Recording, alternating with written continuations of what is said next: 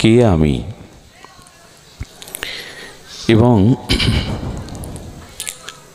আমার গতি কোন পথে, কোথায় যেতে চাই আমি, এবং এই জরা মৃত্যু দুঃখ আমার জীবনে কেন, কে আমি, কেন মরে যারে তাপত্রয়, কেন আমার জীবনে এই পুনঃ পুনঃ জন্ম মৃত্যু জরা ব্যাধি কর্মফল, আমার প্রকৃত মঙ্গল কিসে, কে আমি, জন্ম মৃত্যু জরা ব্যাধি এই তাপত্রয় কেন আমার জীবনে, আর আমার পরম মঙ্গল বা পরম কল্যাণ কিসে। এই তিনটি জিজ্ঞাসা কি আমাদের প্রত্যেকে জেগেছে? যদি জেগে থাকে, এই প্রশ্নের যথাযথ মীমাংসা কি আমাদের জীবনে এসেছে? মৌখিক নয়, বাস্তবিক অনুভূতির দ্বারা এই প্রশ্নের উত্তর কি আমরা নিজের জীবনে পেয়েছি? তবে আজ এই তিনটি প্রশ্নের উত্তর, এর যথাযথ মীমাংসা মহতের ভজন অনুভূতি সিদ্ধান্ত মঞ্জুষা দ্বারা আমরা জানতে চেষ্টা করব। এই প্রশ্ন প্রথমেই করেছিলেন রঘুপতি রামচন্দ্র। বনবাসে যাওয়ার প্রকল্পে তিনি ঋষি ভরদ্বাজের কাছে প্রশ্ন করেছিলেন, কোন পথে যাব? বনে চলেছেন তো ঋষি ভরদ্বাজের কাছে প্রশ্ন হচ্ছে, আমি কোন পথে যাব? আর বাল্মীকির কাছে জিজ্ঞাসা করেছিলেন, মহর্ষি বাল্মীকির কাছে, আমি এই বনের মধ্যে কোথায় অবস্থান করব, কোথায় থাকব? রঘুপতি রামচন্দ্রের এই প্রশ্ন বা আমাদের সনাতন গোস্বামীপাদের মহাপ্রভুর চরণে এই প্রশ্নের ত্রয়, এটি আজ আমাদের আলোচ্য বিষয়, সাক্ষাৎকারের বিষয়। ধ্যান দিয়ে শুনুন।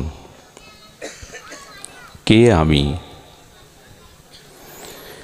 সারা জীবন অন্যের পরিচয় নিয়ে গেলাম, কিন্তু নিজের কাছে আজও জিজ্ঞাসা আসেনি, আমি কে? দেখুন, আমি কে, এই প্রশ্নের উত্তর নিজের কাছে পুনঃ পুনঃ বারবার আমাদের রাখতে হবে। যে পরিচয়ে আমি পরিচিত হয়েছি, যে পরিচয় নিয়ে আমি পরিচিত, এই পরিচয় প্রকৃত পরিচয় নয়। তার কারণ, আপনি সকালে উঠে নিজের কাছে এই প্রশ্ন বারবার আনবেন।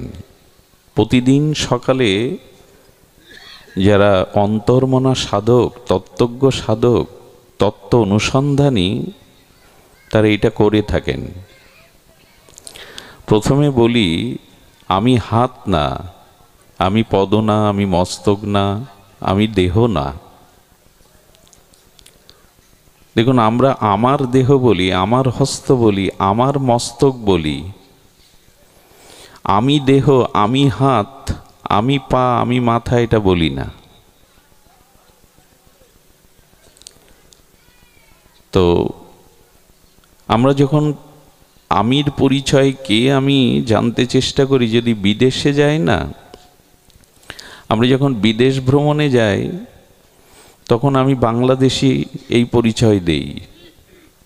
সেই দেশের পরিচয় নয়, আমার জন্মভূমির, জন্মস্থানের পরিচয় দেই। অনন্ত বিশ্বব্রহ্মাণ্ডের মধ্যে যে ভূমিতে আমি ভূমিষ্ঠ হয়েছি, সেই ভূমির পরিচয় দেই। পরিচয় অনেক রকম। এরপরে লক্ষ্য করবেন, আমি যে পরিবারে বাস করি, সেই পরিবারে আমার পরিচয় অনেকগুলি। আমি কারো পিতা, আমি কারো ভ্রাতা, আমি কারো পুত্র, আমি কারো স্বামী। কতগুলি পরিচয় হচ্ছে, লক্ষ্য করুন। ব্যক্তি আমি, কিন্তু পরিবারে যখন আমার পরিচয় আসে, আমি কারো পুত্র, আমি কারো পিতা, আমি কারো স্বামী, আমি কারো ভ্রাতা, এই তো কতগুলি পরিচয় হয়ে গেল। আবার যখনই আপনি পরিচয় দেবেন, সেই পরিচয়ের একটা ভার বা কর্তব্য আপনার উপরে বর্তাবে।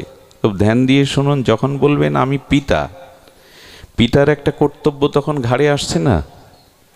যখন বলছেন আমি পতি, তখন পতির একটা কর্তব্য কিন্তু আপনার ঘাড়ে কর্তব্য এসে যাচ্ছে কি না? যখন বলছেন আমি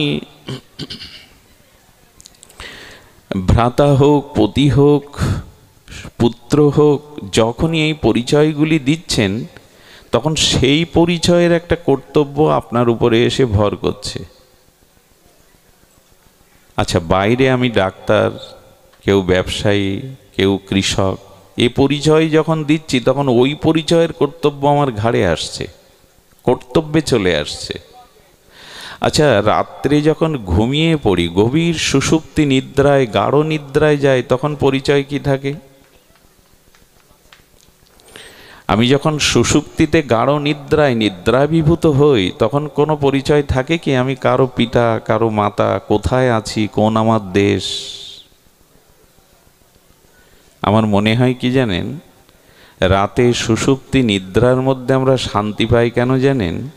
পরিচয়গুলো থাকে না বলে, কর্তব্যগুলো থাকে না বলে। পরিচয় থাকলে তো একটা কর্তব্য এসে ভর করে, ওই সময় পরিচয় ভুলে যায়। আর পরিচয় যেহেতু নেই, ওই জন্য কর্তব্যের বোঝা বা দায়িত্ব তখন কাঁধে নাই। এজন্য রাতে নিদ্রাভিভূত সুষুপ্তি নিদ্রাতে আমাদের পরিচয় হারিয়ে ফেলি, নিজের সত্তাটা তখন আত্মার সাথে লীন হয়ে যায়। এই জন্য তখন সুষুপ্তিতে গাঢ় নিদ্রায় বড় সুখ হয়। ভালো সুখে ঘুমিয়েছিলাম, এটা উঠে বলে। পরিচয় ছিল না, দায়িত্ব ছিল না। তো সারাদিন এই যে পরিচয়, এই পরিচয় কি আমার প্রকৃত পরিচয়? এইখানেই সমস্ত বৈদিক সনাতন শাস্ত্র বলেছে না, কে আমি? আমি হস্ত না, আমি পদ না, আমি দেহ নই। আর যে পরিচয় আছে সেখানেও তো অনেক পরিচয় হয়ে যাচ্ছে। আমি পিতা, আমি পুত্র, হ্যাঁ, আমি কারো সন্তান, আমি কারো ভ্রাতা, অনেক পরিচয় হয়েছে। পরিচয় তো বহু না আমার।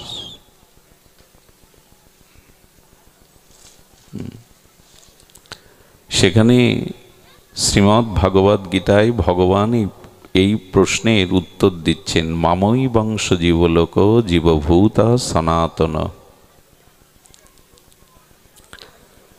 ঈশ্বর অংশ জীব অবিনাশী, চেতন অমল সহজ সুখ রাশি। তুলসীদাস গোস্বামী বলছেন, ঈশ্বর অংশ জীব অবিনাশী, চেতন অমল সহজ সুখ রাশি। রামচরিত মানসের প্রণেতা গোস্বামী তুলসীদাস বলছেন, ভগবান এখানে পরিচয় দিচ্ছেন মাময়ী অংশ, অর্থাৎ আমি শাশ্বত সনাতন ভগবানেরই, আর কারো নই। মেনে নেবেন আপনারা? ভগবান দাবি করছেন তুমি আমার সনাতনের অংশ, আমি অংশী, তুমি অংশ। একটি অগ্নিকুণ্ড থেকে যখন একটি অগ্নিকণা বাইরে বেরিয়ে আসে, ছিটকে চলে আসে, ওই অগ্নিকুণ্ড থেকে অগ্নির স্ফুলিঙ্গ যখন বাইরে আসে, সেটাই বৃহত্তম অগ্নিকুণ্ডের একটি কণা মাত্র, সেটিও আগুন। তেমন ভগবান হলো অংশী, আর আমি তার অংশ, আমি ভগবানেরই। এটাই আমাদের শাশ্বত পরিচয়। আচ্ছা, আমি এই জন্মে যাদের পিতা মাতা পুত্র ভ্রাতা যে পরিচয়ে পরিচিত, ডাক্তার মাস্টার, গত জন্মে এই পরিচয় ছিল তো আমার? কথা বলুন, আগামী জন্মে এই পরিচয় থাকবে তো? এটা কি স্থায়ী শাশ্বত পরিচয় আমার? স্থায়ী পরিচয় নয়। কিন্তু আমি কোটি কোটি জন্ম ভগবানেরই ছিলাম, এ জন্মেও আছি, আগামীতেও ভগবানের থাকবো। ভগবানের এই পরিচয় শাশ্বত।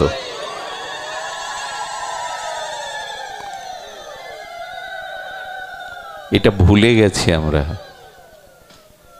যে শাশ্বত পরিচয় আমি ভগবানেরই, সেটি দেখুন, অর্জুন প্রশ্ন করে বসছেন গীতাকার অখণ্ড অদ্বয় ভগবান শ্রীকৃষ্ণের কাছে। ভগবান বলছেন, অর্জুন, তোমাকে এই যে দিব্য জ্ঞান আমি প্রদান করছি, এই জ্ঞান আজকের নয়, অনাদি শাশ্বত অব্যয় চিরন্তন জ্ঞান। পরম্পরায় সেটি বিস্মৃতি হয়ে গেছে। এই জ্ঞান আমি প্রথমে সূর্যকে দিয়েছিলাম, বিবস্বান মনুকে। এই জ্ঞান আমি সূর্যকে দিয়েছিলাম, পরম্পরা ধারায় মনুকে দিয়েছিলাম। এবার যখন বলছেন, অর্জুন হেসে বলছেন, প্রভু তোমার জন্ম, তোমার আবির্ভাব তো সেদিন। তুমি কি সূর্যের থেকেও বড় যে এই জ্ঞান সূর্যকে প্রথমে দিয়েছিলে? অর্জুনও ভগবানের পরিচয় ঠিক ঠিক বুঝতে পাচ্ছেন না। বললেন, সূর্যের জন্ম তো সৃষ্টির আদিতে, তুমি জন্মেছ তো দাপরে। তুমি সূর্যকে এই প্রজ্ঞা, এই জ্ঞান দান করেছিলে, শাশ্বত জ্ঞান। তাহলে কি তোমার জন্মের সাথে সূর্যের জন্মের ব্যবধান তো বহু। ভগবান তখন হেসে বলেছিলেন, বহুমেব ব্যতীতানি জন্মানি তাবর্জুন। কথাটি খুব ধ্যান দেওয়া দরকার। অর্জুন, তোমার আমার বহুবার এ জগতে আসা যাওয়া হয়ে গেছে। তুমি বহুবার এসেছো, আমিও এসেছি, কিন্তু তোমার সে স্মৃতি নাই। কিন্তু আমার স্মৃতি আছে, আমি জানি যে তুমি বহুবার এসেছো, আমরা অনেকবার এসেছি। ওই জন্মে আমাদের স্ত্রী, পুত্র, পরিবেশ, পরিচয় ছিল, সেগুলি আজ নাই। আর একটা কথা বলি, এই পরিচয়টা ভুলে গেছি, কিন্তু আমি ভগবানের এই পরিচয় ভুললেই কিন্তু অভিশাপ এসে দেখা দেবে। দিয়েছেও তো তাই। এই পুনঃ পুনঃ জন্ম মৃত্যু জরাব্যাধি ভোগের কারণ আমার মূল পরিচয় আমি ভুলে গেছি। আচ্ছা, মৃত্যু আমাদের ভুলিয়ে দেয় পূর্ব পরিচয়, এটাই তো। মৃত্যু শব্দের অর্থ করেছেন গোস্বামী, খুব অদ্ভুত। রূপ গোস্বামী মৃত্যু শব্দের অর্থ করেছে মৃত্যুর অত্যন্ত বিস্মৃতি। তার মানে পূর্বজন্মের যা কিছু স্মৃতি, সব কিছু ভুলে যাওয়ার নাম হলো মৃত্যু। অতীতে যা কিছু ছিল পরিচয়, আমার যা কিছু ঘটনা, দুর্ঘটনা, সেই অতীতের সমস্ত স্মৃতি অত্যন্ত বিস্মৃতির নাম হলো মৃত্যু। যা সব ভুলে গেছি। আমার মনে হয় এটা ভগবানের করুণার দান। আমরা যদি পূর্বজন্মের স্মৃতি মনে থাকতো, আমাদের দিন রাত ছটপট করতে হতো, বাঁচতে পারতাম না। ভগবান কত করুণাময়, মৃত্যুটা রেখেছিলেন মাঝখানে, এই জন্য বাঁচা। তাহলে আপনি যদি পূর্ব শতকোটি জন্মের স্মৃতি বুকে নিয়ে থাকতো না, আপনি দম ফেলতে পারতেন না, ছটপট করতেন। বর্তমান এই জন্মে আমার কত শত্রু, আর যদি অতীত জন্মের শত্রুর কথা মনে থাকতো, আপনি নিঃশ্বাস নিতে পারতেন না। ভগবানের খুব করুণা যে মাঝখানে মৃত্যুটা দিয়ে সব ভুলিয়ে দিয়েছে।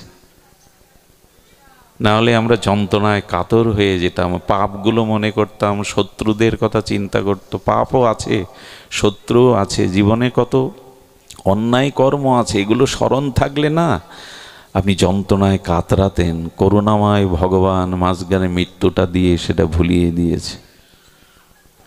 আরও একটা ক্ষতি হয়ে যেত কি জানেন? দিল্লিতে এক ভদ্রলোক, খুব ধনী শেঠ, কিন্তু তার কিশোর পুত্রের এমন একটা মরণ ব্যাধি এলো, কোটি কোটি টাকা তিনি ব্যয় করলেন চিকিৎসায়, কিন্তু সন্তানটি সরে গেল, মরে গেল। যাওয়ার আগে কি বলে গেল জানেন?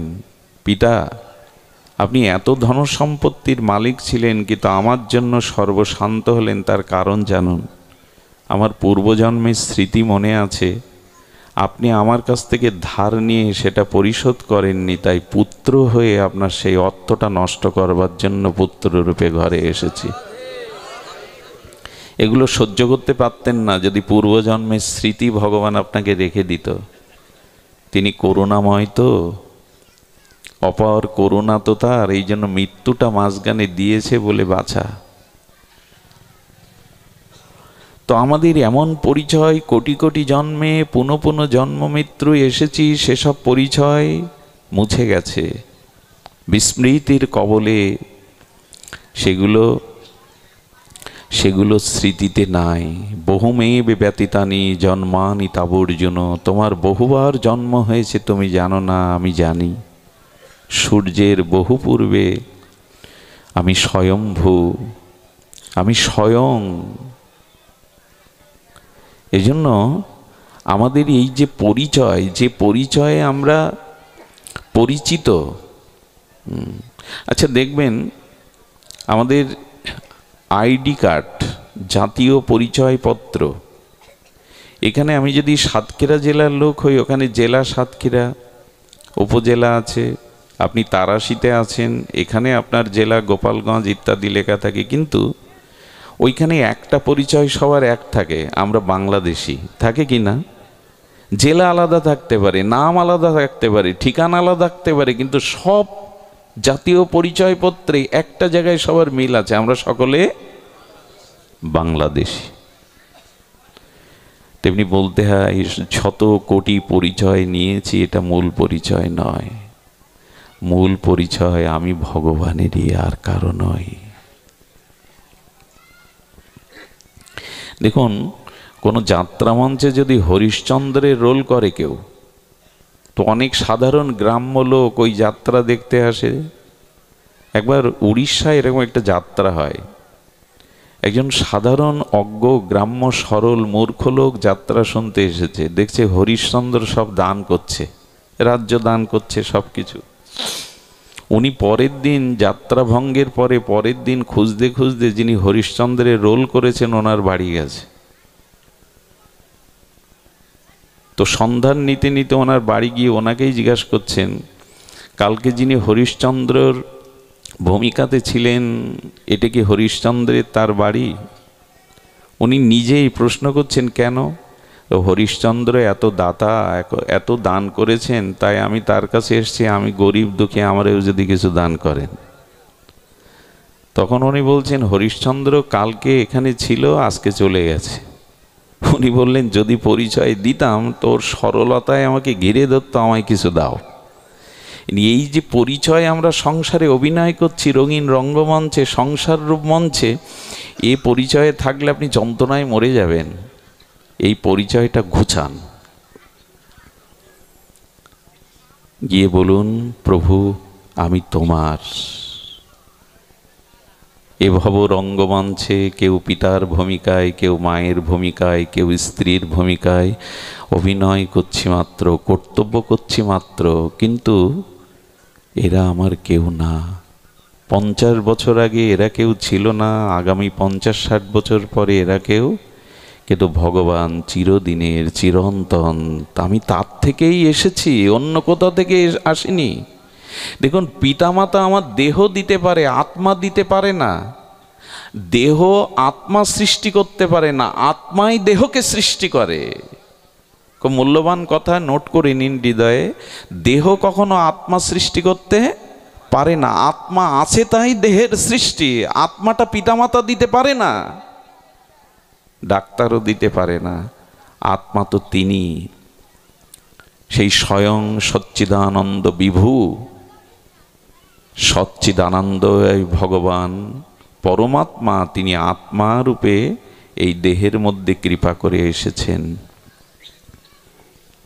এই জন্য আমি তার। এবং এই জড় দেহ, এই পিণ্ড, রক্তমাংসের পিণ্ড, জড় দেহ, এগুলিও আমার নয় তো। যে 5টা থেকে এই দেহকে প্রকৃতি রচনা করেছিল, মৃত্যুর সাথে সাথে ওই 5টা ধার নিয়েছিলাম, আবার তাকে দিয়ে দিতে হয়। শেষ নিঃশ্বাস ত্যাগ মানে, শেষ নিঃশ্বাস ত্যাগ মানে তো মৃত্যু। অমুক শেষ নিঃশ্বাস ত্যাগ করেছেন, তার মানে বাতাসটা বাতাসে ছেড়ে দিলাম, অনন্ত ব্রহ্মাণ্ডের যে বায়ুতে ছেড়ে দিলাম। যার কাছ থেকে দেহের এই 5টা উপাদান নিয়ে দেহটা রক্ত মাংসের পিণ্ড তৈরি হয়েছিল, ধার নিয়ে নিঃশ্বাস ত্যাগ মানে বায়ু ছেড়ে দিলাম। আচ্ছা, কোনো মৃত লাশের গায়ে হাত দিয়ে দেখেছেন লাশটা তাপ হয় কিনা? শিশু হোক, বৃদ্ধ হোক, যুবক হোক, সব লাশের গায়ে হাত দেখবেন বরফের মতো। কেন? কেন? অগ্নিতত্ত্ব, যে তাপ তত্ত্ব, সেটা চলে গেছে। এই প্রপঞ্চময় বিশ্বব্রহ্মাণ্ডের থেকে ওই 5টা জিনিস কুড়িয়ে এই দেহটা তৈরি হয়েছিল। প্রতিমা তৈরি করতে গিয়ে যেমন কাদা আনলো, মাটি আনলো, জল আনলো, খড়কুটো আনলো, এইগুলি দিয়েই তো একটা প্রতিমার রূপ দেয়। তেমন এই বিশ্ব প্রপঞ্চ থেকে এক একটা জিনিস ধার নিয়ে পিতামাতা এই পঞ্চত্ব দেহ গড়েছিলেন। নিঃশ্বাস বায়ু ছেড়ে দিলাম, তাপ ছেড়ে দিলাম। চিতাতে যখন পুড়ছি বা মাটির নিচে দিচ্ছি, তখন চিতায় পুড়তে পুড়তে আমার জলীয় যে জল আমার ভেতরে, সেই জলটা বাষ্প আকারে মহাশূন্যে চলে যাচ্ছে। ছায়ের পরে বা মাটির পরে মাটিতে রূপান্তরিত হচ্ছে ছাই ভস্যটা। আর এই মহা প্রপঞ্চে মহাকাশে এই 4টি জিনিস নশ্বর, কিন্তু এগুলো এই প্রকৃতিও বিনাশ করা যায় না। আমি বাতাসকে মেরে ফেলতে পারবো? বাতাসের মৃত্যু আছে, কথা বলুন। তাপের মৃত্যু আছে, মাটির মৃত্যু আছে, আকাশের মৃত্যু আছে, জলের মৃত্যু আছে। সে তো যায় বাষ্প হয়ে, আবার আসে, আবার যায়। মরে কে? কেউ তো মরে না, রূপান্তর হয়। এগুলো জানলে শোক থাকে না, হাউমাউ করে চিৎকার করতে ইচ্ছা করে না। যখন জ্ঞানী এগুলো জড়, শাশ্বত, সনাতন, চিরন্তন, ভাবাবেগে চললে হবে না। এই তত্ত্বগুলো জানতে হবে যদি শোক থেকে দূরে থাকতে হয়। মৃত্যু ভয়ও আপনাকে ভীত করতে পারবে না, কারণ আপনার মৃত্যুই নেই। অবস্থার পরিবর্তন হচ্ছে, প্রেক্ষাপট পরিবর্তন হচ্ছে, নূতন নূতন পরিচয় আসছে, আমার মৃত্যু নেই। এই তত্ত্বগুলো সদ্গুরু, সৎশাস্ত্রের কাছ থেকে জানা প্রয়োজন। হই হুল্লোড় করে আবেগে চলে কিছু হবে না। এজন্য আমি শাশ্বত, সনাতন, চিরন্তন, অব্যয়, অজর। আমি ভগবানেরই, ভগবান আমার। যেদিন প্রকৃতভাবে অনুভূতির দ্বারা এই পরিচয়ে পরিচিত হতে পারবেন, সেদিনই আপনার প্রকৃত পরিচয় আপনি লাভ করবেন। আমরা বড় মায়াবদ্ধ ভুল করে বসেছি, আমি অমুক তমুক। এই জন্য মহাপ্রভু সনাতনের এই 700 সনাতন প্রশ্নের উত্তর দিচ্ছেন। কে আমি? মহাপ্রভু বললেন, জীব নিত্য কৃষ্ণ দাস।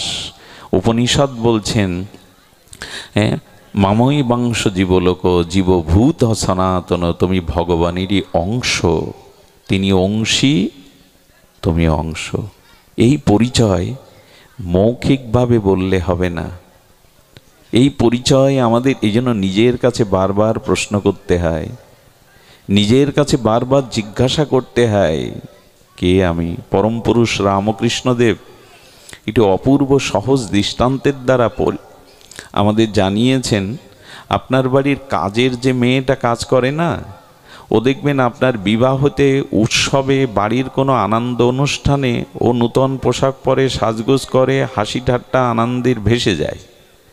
আবার আপনার গৃহে কোনো বিপদ এলে, মৃত্যু এলে, কোনো শোক তাপ এলে তার মুখ অন্ধকার হয়, সেও চোখে তার জল চলে আসে। কিন্তু ও যখন রাত্রে বিছানায় মাথায় বালিশটা দিয়ে একান্তভাবে, আমি এদের কেউ না, আমার গ্রাম সেই দূর গায়ে, এরা আমার কেউ না। ঠাকুর বললেন, সংসারে এভাবেই থাকো, এদের সাথে পরিচয় হয়েছে, এটা গত জন্মেও ছিল না, আগামীতেও থাকবে না।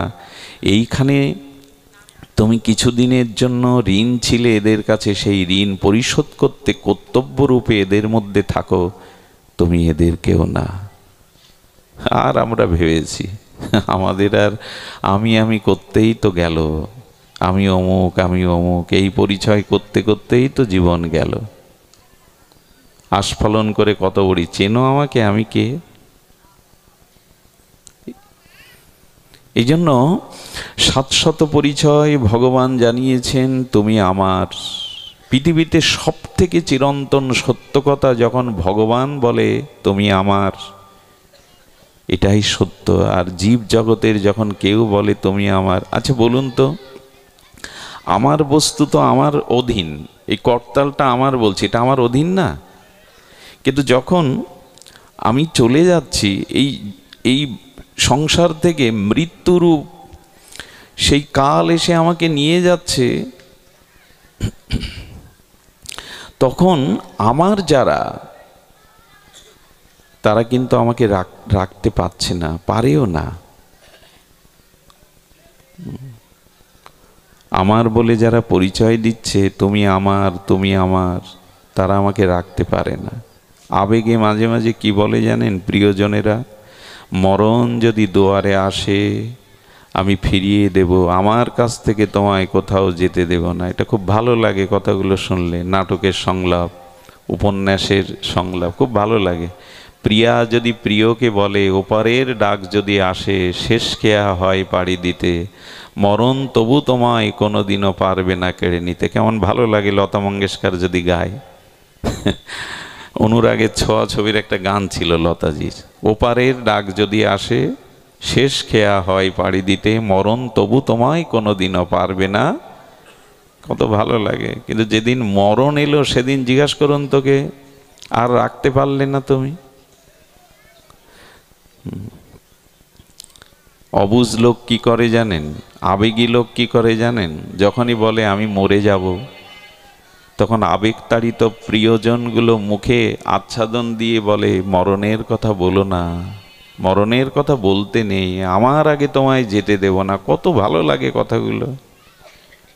কথাগুলো ভালো না, এটা আবেগী মানুষের কথা। বরঞ্চ মরণের কথাটাই প্রতিদিন 2-10 বার বলবেন, মরণের কথাটাই বারবার চিন্তা করবেন। ওই কথাটাই বেশি করে শুনতে হয়, শোনাতে হয় মরণের কথা। এই জন্য মৃত্যুর কথা বারবার স্মরণে, জপ ধ্যান তপস্যা তীর্থযাত্রায় যা না হয়, মরণ চিন্তা করলে তার থেকে অধিক বিচার আসে, বিবেক আসে।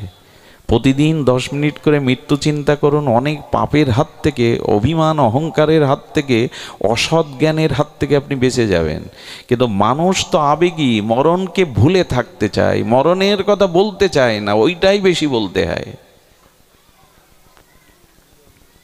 এই জন্য আমি ভগবানের, মামই বাংশ, এই পরিচয় সদ্গুরুর কৃপা ব্যতীত, সাধন ব্যতীত, মহতের করুণা ব্যতীত আমরা কোনোদিনই বুঝতে পারবো না। আর দেখুন এই পরিচয় যখন জানবেন এই জগৎটা। আচ্ছা, রামচন্দ্র যখন বনবাসে যাচ্ছে, খুব মার্মিক একটা কথা শুনুন। তখন তাকে প্রশ্ন করা হচ্ছে, প্রভু অযোধ্যা ছেড়ে, রাজ পরিবার ছেড়ে আপনি বনে চলেছেন, আপনার কষ্ট হচ্ছে না? রঘুপতি রামচন্দ্র বলছেন, আচ্ছা আপনারা যখন তীর্থে যান, কোনো ধর্মশালায় একদিনের জন্য বিশ্রাম নেন তো? কাশিতে গেলেন, গয়ায় গেলেন, বৃন্দাবনে, পরের দিন যখন কাশি থেকে গয়ায় যাওয়ার জন্য ওই ধর্মশালা ত্যাগ করেন, তখন কাঁদেন কি, শোক করেন কি? কথা বলুন, শোক করেন? বরঞ্চ আনন্দে ব্যাগ গুছিয়ে চলে যান। তো রামচন্দ্র বললেন কি, এই জগৎ সংসার এটি ধর্মশালা, আমি ধর্মশালা মনে করেই তো ত্যাগ করে চলে যাচ্ছি, এতে আমার কষ্ট কিসে? ধর্মশালা ত্যাগ করতে কষ্ট কিসে? আচ্ছা, আপনি মথুরার স্টেশনে নামবেন, কলকাতা চিতপুর থেকে উঠেছেন, তো মথুরার স্টেশনে যাওয়ার আগে ওই সিট আপনার। কেউ যদি বাইরে যায়, রুমালটা রেখে যায়, অন্য কেউ ভুল করে বসলে এসে বলে এ সিট আমার, ছেড়ে দিন। কিন্তু কোটি কোটি লোক ওতে বসে, আমার দাবি করি। যখন স্টেশনে নেমে গেলেন, ট্রেনটা ছাড়তে চলে গেলে খুব কষ্ট হয় কি, চোখে জল আসে কি? গোবিন্দ বললেন মৃত্যুরূপ একটা স্টেশন আছে, যেখানে আসলে ওই ট্রেনের কামরাটা ছাড়তে হবে, এই ঘর ছাড়তে হবে, এর জন্য শোক করছো কেন? এ কি আর মুখে বললে হয়? এগুলো অনুভূতিতে না আসলে শোক আসতেই থাকে। রামচন্দ্রকে বলা হচ্ছে রাজ পোশাক ছেড়ে বনবাসীর একটা বস্ত্র তোমাকে পড়তে হচ্ছে, এই বস্ত্রে 14 বছর কাটাতে হবে রাম, তো তোমার শোক হচ্ছে না? এই দেখুন তত্ত্ব কাকে বলে, জ্ঞান কাকে বলে। এই যে রাজ পোশাক খুলে রেখে একটা কাপড়েই তুমি বনবাসে চলছো, তোমার কষ্ট লাগছে না? রামচন্দ্র দৃষ্টান্ত দিয়েছিলেন, জলের ওপরে কাই পড়ে দেখেছেন? একটা ফেনা মতো পদ্মা পড়ে, জল নিতে গেলে কি করে মানুষ? ওটাও তো জলের ওপরে জল, ওইটা ঢেউ দিয়ে সরিয়ে জলটা তুলে নেয়। রামচন্দ্র তখন বললেন, দেখো এই রাজ পোশাকটা ওই জলের কায়ার মতো, ওটা সরিয়ে আমি স্বচ্ছ একটা পোশাক পরেই তপবনে যাচ্ছি। কি ভাবনা! আমি ভালো পোশাক পেলাম না, আমার ভালো পোশাক নেই বলে অনেকেই দুঃখ করে, অমুকের এই মূল্যবান পোশাক আমার নাই, তাই নাই। রামচন্দ্র কি বলছেন একবার শুনুন। ভাগবত কেন শুনতে হয়? এটি জীবনে তত্ত্ব এনে দেয়, মীমাংসা এনে দেয়। না পাওয়ার বেদনায় আপনাকে আর কষ্ট পেতে হয় না। বলছে জলের উপরে কায়া সরিয়ে যেমন স্বচ্ছ জলে স্নান করতে হয়, গ্রহণ করতে হয় জলটা, তেমনি একটা পোশাক ছেড়ে আমি স্বচ্ছ পোশাক পরেছি। আচ্ছা রঘুপতি, তুমি যেখানে রাজমুকুট পরিধান করবে সেখানে বনবাসী হচ্ছ, তোমার কষ্ট হচ্ছে না বলে এর দ্বারা আমার 4টি কল্যাণ হচ্ছে, আমার 4টি মঙ্গল হচ্ছে। প্রথমত আমি পিতার সত্য পালন করতে পারছি, দ্বিতীয়ত মায়ের ইচ্ছা পূরণ করতে পারছি, কইকেই তো আমাকে কৌশল্যার থেকে ভালোবাসে, তো তার ইচ্ছা পূরণ করতে পারছি। তৃতীয়ত ভরতের মতো এমন ভাইকে আমি রাজ্য অভিষেক বা রাজ্য সিংহাসনে দেখতে পাচ্ছি। আর চতুর্থ, রাম যদি রাজ্য অভিষেক করে অযোধ্যায় থাকতো, আমি প্রজ্ঞা জ্ঞান লাভ করতে সুযোগ পেতাম না, কিন্তু 14 বছর বনবাসে ঋষিমণিদের সান্নিধ্যে আমি সাধু সঙ্গ পাবো, শাস্ত্র আলোচনা পাবো, এটা আমার জীবনকে ধন্য করবে।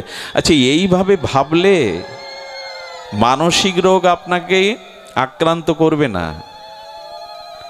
আমরা প্রায় সব চিন্তায় চিন্তায়, বিষয় চিন্তায় মানসিক রোগগ্রস্ত হয়ে গেছি। প্রায় মানুষ এখন মানসিক রোগ, বিড় করে বকে নিজে নিজে, রাত্রে ভালো ঘুম হয় না।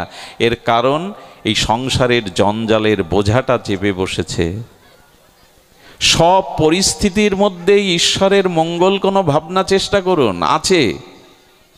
সব পরিস্থিতির মধ্যেই ঈশ্বরের কোনো মঙ্গল ভাবনা ভাবুন। রাজ্য অভিষেকের দিনে যিনি বনবাসে যাচ্ছে তার এই ভাবনা। এই জন্য আমাদের তত্ত্বের নিরিখে একটু দেখতে হবে। তো আমরা প্রথম প্রশ্নের উত্তরে অনেকটা সময় নিলাম। কে আমি? জীব নিত্য কৃষ্ণ দাস। মহাপ্রভুর খুব সরল শাশ্বত এই আমাদের পরিচয় দিলেন। আমি ভগবানের দাস, সংসারের দাস নয়, কামনার দাস নয়, ক্রোধের দাস নয়, স্ত্রী পুত্রের দাস নয়, আমি ভগবানের দাস। একবার মনে করে দেখলেই দেখবেন চিত্তে শান্তি আসবে। তবে এদের সাথে আছি, যতদিন বেঁচে আছি এদের কর্তব্য করব। আমি দাস, কিন্তু আপনি কখনো কর্তা সেজে বসবেন না। প্রায় মানুষ কি বলে জানেন? স্ত্রী পুত্র সংসার পরিজনদের বলে আমি আছি বলে কিছু বুঝতে পারছো না, আমি না থাকলে বুঝতে পারবে। নিজেকে কর্তা রূপে দাঁড় করায়। আমি আছি তাই তোমরা ভালো খেয়ে পরে শান্তিতে আছো, আমি না থাকলে তোমরা বুঝতে। ছোট্ট কথা কি, তুমি না থাকলে ওদের কোনো ক্ষতি হবে না, ওদের প্রারব্ধে যা প্রাপ্তি ওরা ঠিক ঠিক সেটা পেয়ে যাবে। তুমি ওদের ভরণ পোষণের মালিক নও। তুমি চলে গেলে ওদের যেটা প্রাপ্তি, ওদের কর্মফল, ওদের যে প্রাপ্ত ওরা পাবে। তুমি কর্তা নও। তোমার কারণে কেউ বেঁচে আছে, তোমার কারণে কেউ সুখে আছে এমন নয়। ওদের কর্মফল যেটুকু পাওয়ার ওরা পাবে, তুমি ওদের কর্তা সাজতে যেও না। এই জন্য আমি ভগবানের দাস, এই পরিচয়। দ্বিতীয় প্রশ্নের উত্তর, রামচন্দ্র একটু অন্য আঙ্গিকে প্রশ্ন করেছিলেন ঋষি ভরদ্বাজের কাছে, আমি কোন পথে যাব? এই প্রশ্নের উত্তর আমাদের জীবনে মীমাংসা হয়েছে তো। আমার পথ কোনটি? সংসারের অনেক জটিল পথেই তো চলেছি, পথের শেষ নাই। পথ কোনটি? যুধিষ্ঠির মহারাজ অবশ্য বলে গেছেন, মহাজন যেন গতসা পন্থা। মহামানবগণ তাদের অতীন্দ্রিয় অনুভূতির দ্বারা যে পথকে রচনা করেছে, তুমি তাদের অনুগামী অনুসারী হয়ে সে পথেই চলো। আমরা মহাজনের পথে চলি তো? আমরা মহাজনের দেখানো পথে চলি তো? আচ্ছা, যুধিষ্ঠিরের মহাপ্রস্থানে গেল কোন পথ দিয়ে? স্বর্গরাহনে পঞ্চপাণ্ডব দ্রৌপদীকে নিয়ে মহাপ্রস্থানে চলে গেল। মহাপ্রস্থান শব্দের অর্থ হলো যে পথে গমন করলে আর পুনরায় ফিরে আসতে হয় না। যুধিষ্ঠির একমাত্র সেই মহাপ্রস্থানের পথে গেলেন। এই পথ কোথায় পেল যুধিষ্ঠির? আর কেউ পায়নি। আপনারা জানেন যেখান থেকে মহাপ্রস্থানের পথ, ওই পথটা আজও যারা যায়, ওই কেদার বদ্রীনারায়ণ ওই পথ দিয়ে স্বর্গারোহণের যে পথ দেয়, দেখবেন সাদা সাদা বরফ, মানে সব কিছু যেন পুড়ে ছাই, সাদা হয়ে গেছে, ছায়ের মতো, তুলোর মতো। সংকেত দিচ্ছে কি জানেন? যদি মহা নির্জান মহাপ্রস্থানে যেতে চাও, যাতে জগতে আর না আসতে হয়, তাহলে কামনা বাসনাকে পুড়িয়ে দাও, ছাই করে দাও। বাসনা থাকলে কিন্তু আবার আসতে হবে। কামনা বাসনাকে পোড়াও। ওই যে ধূসর বরফগুলো ছায়ের মতো, তুলোর মতো, অর্থাৎ যুধিষ্ঠির মহারাজ দেখিয়ে গেলেন সংকেত, কামনাকে পোড়াও। কামনা থাকলে, বাসনা থাকলে তোমাকে আবার পুনরায় আসতে হবে। আর কামনা পুড়িয়েছি আমরা, আর বাসনা পুড়িয়েছি আমরা। আমাদের একজন তত্ত্বজ্ঞ আলোচনা প্রসঙ্গে বলতেন, বিজ্ঞানীরা আকাশের নক্ষত্র সংখ্যা কত হয়তো একদিন তাদের প্রযুক্তি, তাদের মনীষার দ্বারা বলে দেবে। পৃথিবীর ধূলিকণার সংখ্যা কত এটাও হয়তো এক সময় গণনা করে আধুনিক বিজ্ঞান বলতে সমর্থ হবে। কিন্তু বিজ্ঞান কখনো এটি বলতে সমর্থ হবে না মানুষের কামনা বাসনার সংখ্যা কতগুলো। এই জন্য বলছেন পুড়িয়ে দাও। যুধিষ্ঠির পোড়ালো কি দিয়ে জানেন? পোড়ানোর অগ্নিটা হলো, জ্ঞানটা হলো, বস্তুটা হলো সব গোবিন্দ তোমার, আমার বলে কিছু নেই। এই হলো যুধিষ্ঠির, এটাই ভাবতেন সব তোমার কৃষ্ণ। এই জন্য বনবাসে যাচ্ছেন, দ্রৌপদীর বস্ত্রহরণ হচ্ছে, ভিক্ষা করে খাচ্ছে যুধিষ্ঠির প্রশান্ত, দৃঢ়, পর্বতের মতো শান্ত। কেন জানেন? এ সবই তোমার কৃপা, সবই তো তোমার। এই জন্য যুধিষ্ঠির ওই পথে যেতে পেরেছিলেন, আর কেউ পারেনি, কারণ সব কিছু গোবিন্দকে সমর্পণ করে বলেছিলেন আমার কিছু নয়। আচ্ছা, দুর্যোধন কি বলেছিল? ঠিক এর বিপরীত, সব আমার। হস্তিনাপুরও আমার, হ্যাঁ, ইন্দ্রপ্রস্থও আমার, রাজপথটাও আমি যুবরাজ, আর কেউ যুবরাজ হবে কেন?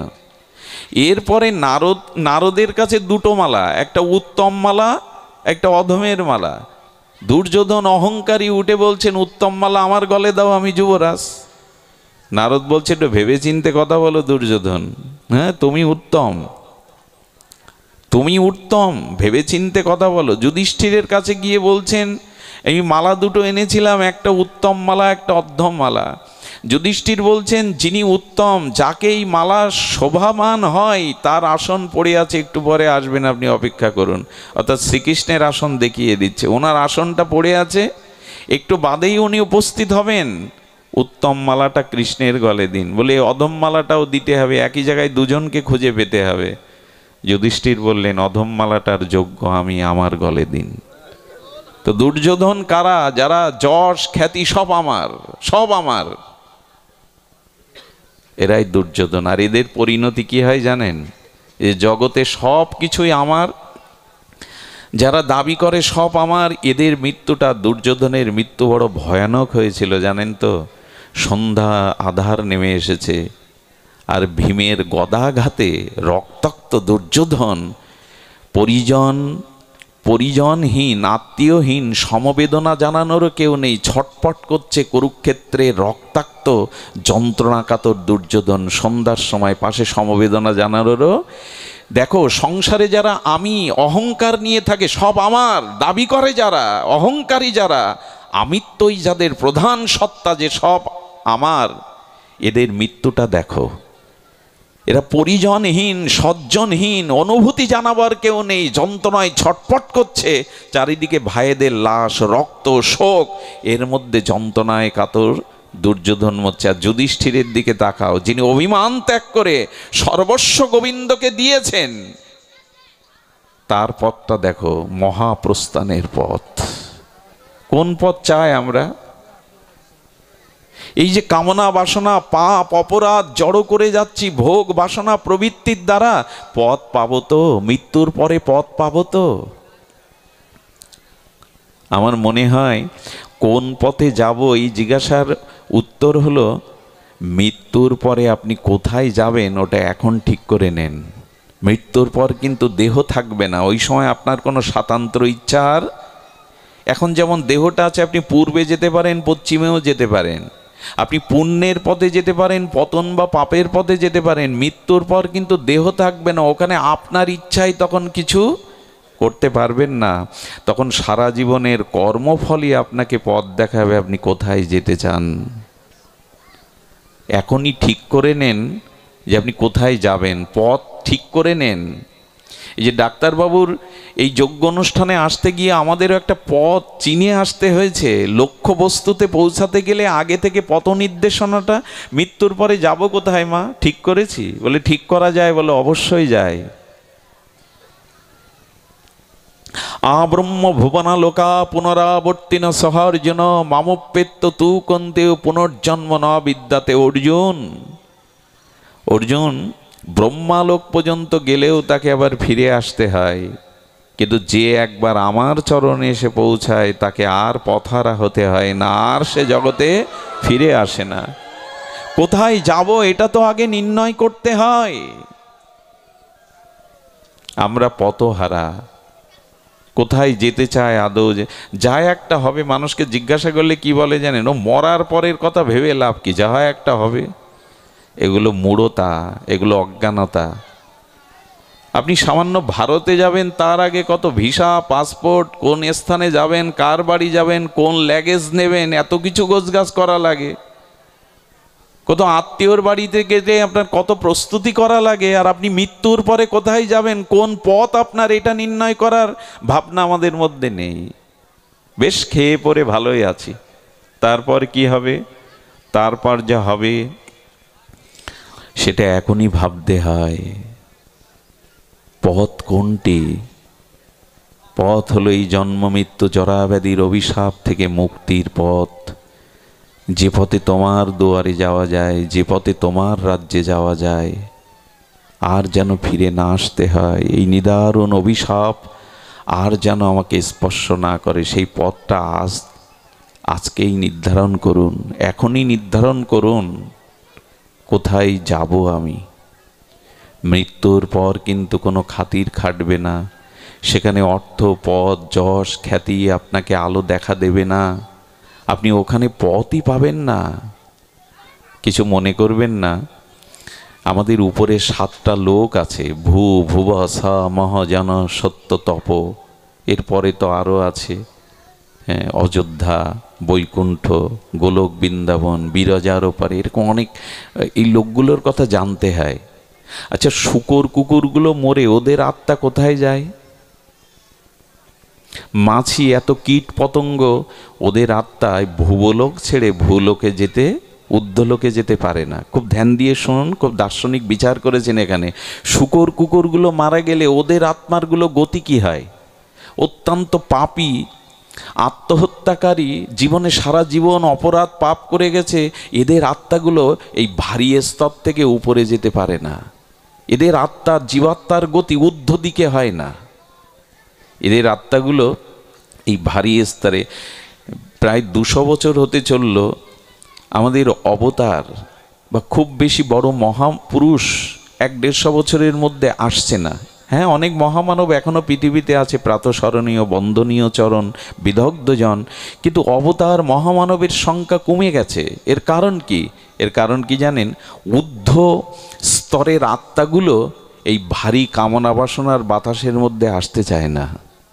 আবার বলি, ওই পবিত্র ঊর্ধ্ব আত্মাগুলো বর্তমান পৃথিবীতে যে কামনা বাতাসনার বাতাস ভারী হয়ে গেছে, এই পাপময়, কামনাময় এই ভারী বাতাসের মধ্যে ওই শুদ্ধ আত্মাগুলো আসতে চায় না। এই জন্য থেমে গেছে পৃথিবীটা, কামময় হয়ে গেছে, ভোগময় হয়ে গেছে। এই জন্য এখানে শুদ্ধ আত্মাদের আগমন কমে গেছে। সে রবীন্দ্রনাথ আর আসে না, যদি মহামানবদের দেখেন, সেই ঠাকুর অনুকূলচন্দ্র, স্বামী বিবেকানন্দ, স্বামী প্রণবানন্দ, কতজন এই বাংলাতেই তো মহাপ্রভুর ঠাকুর হরিদাস, পুণ্ডরিক, বিদ্যানিধি, কে না এসেছে।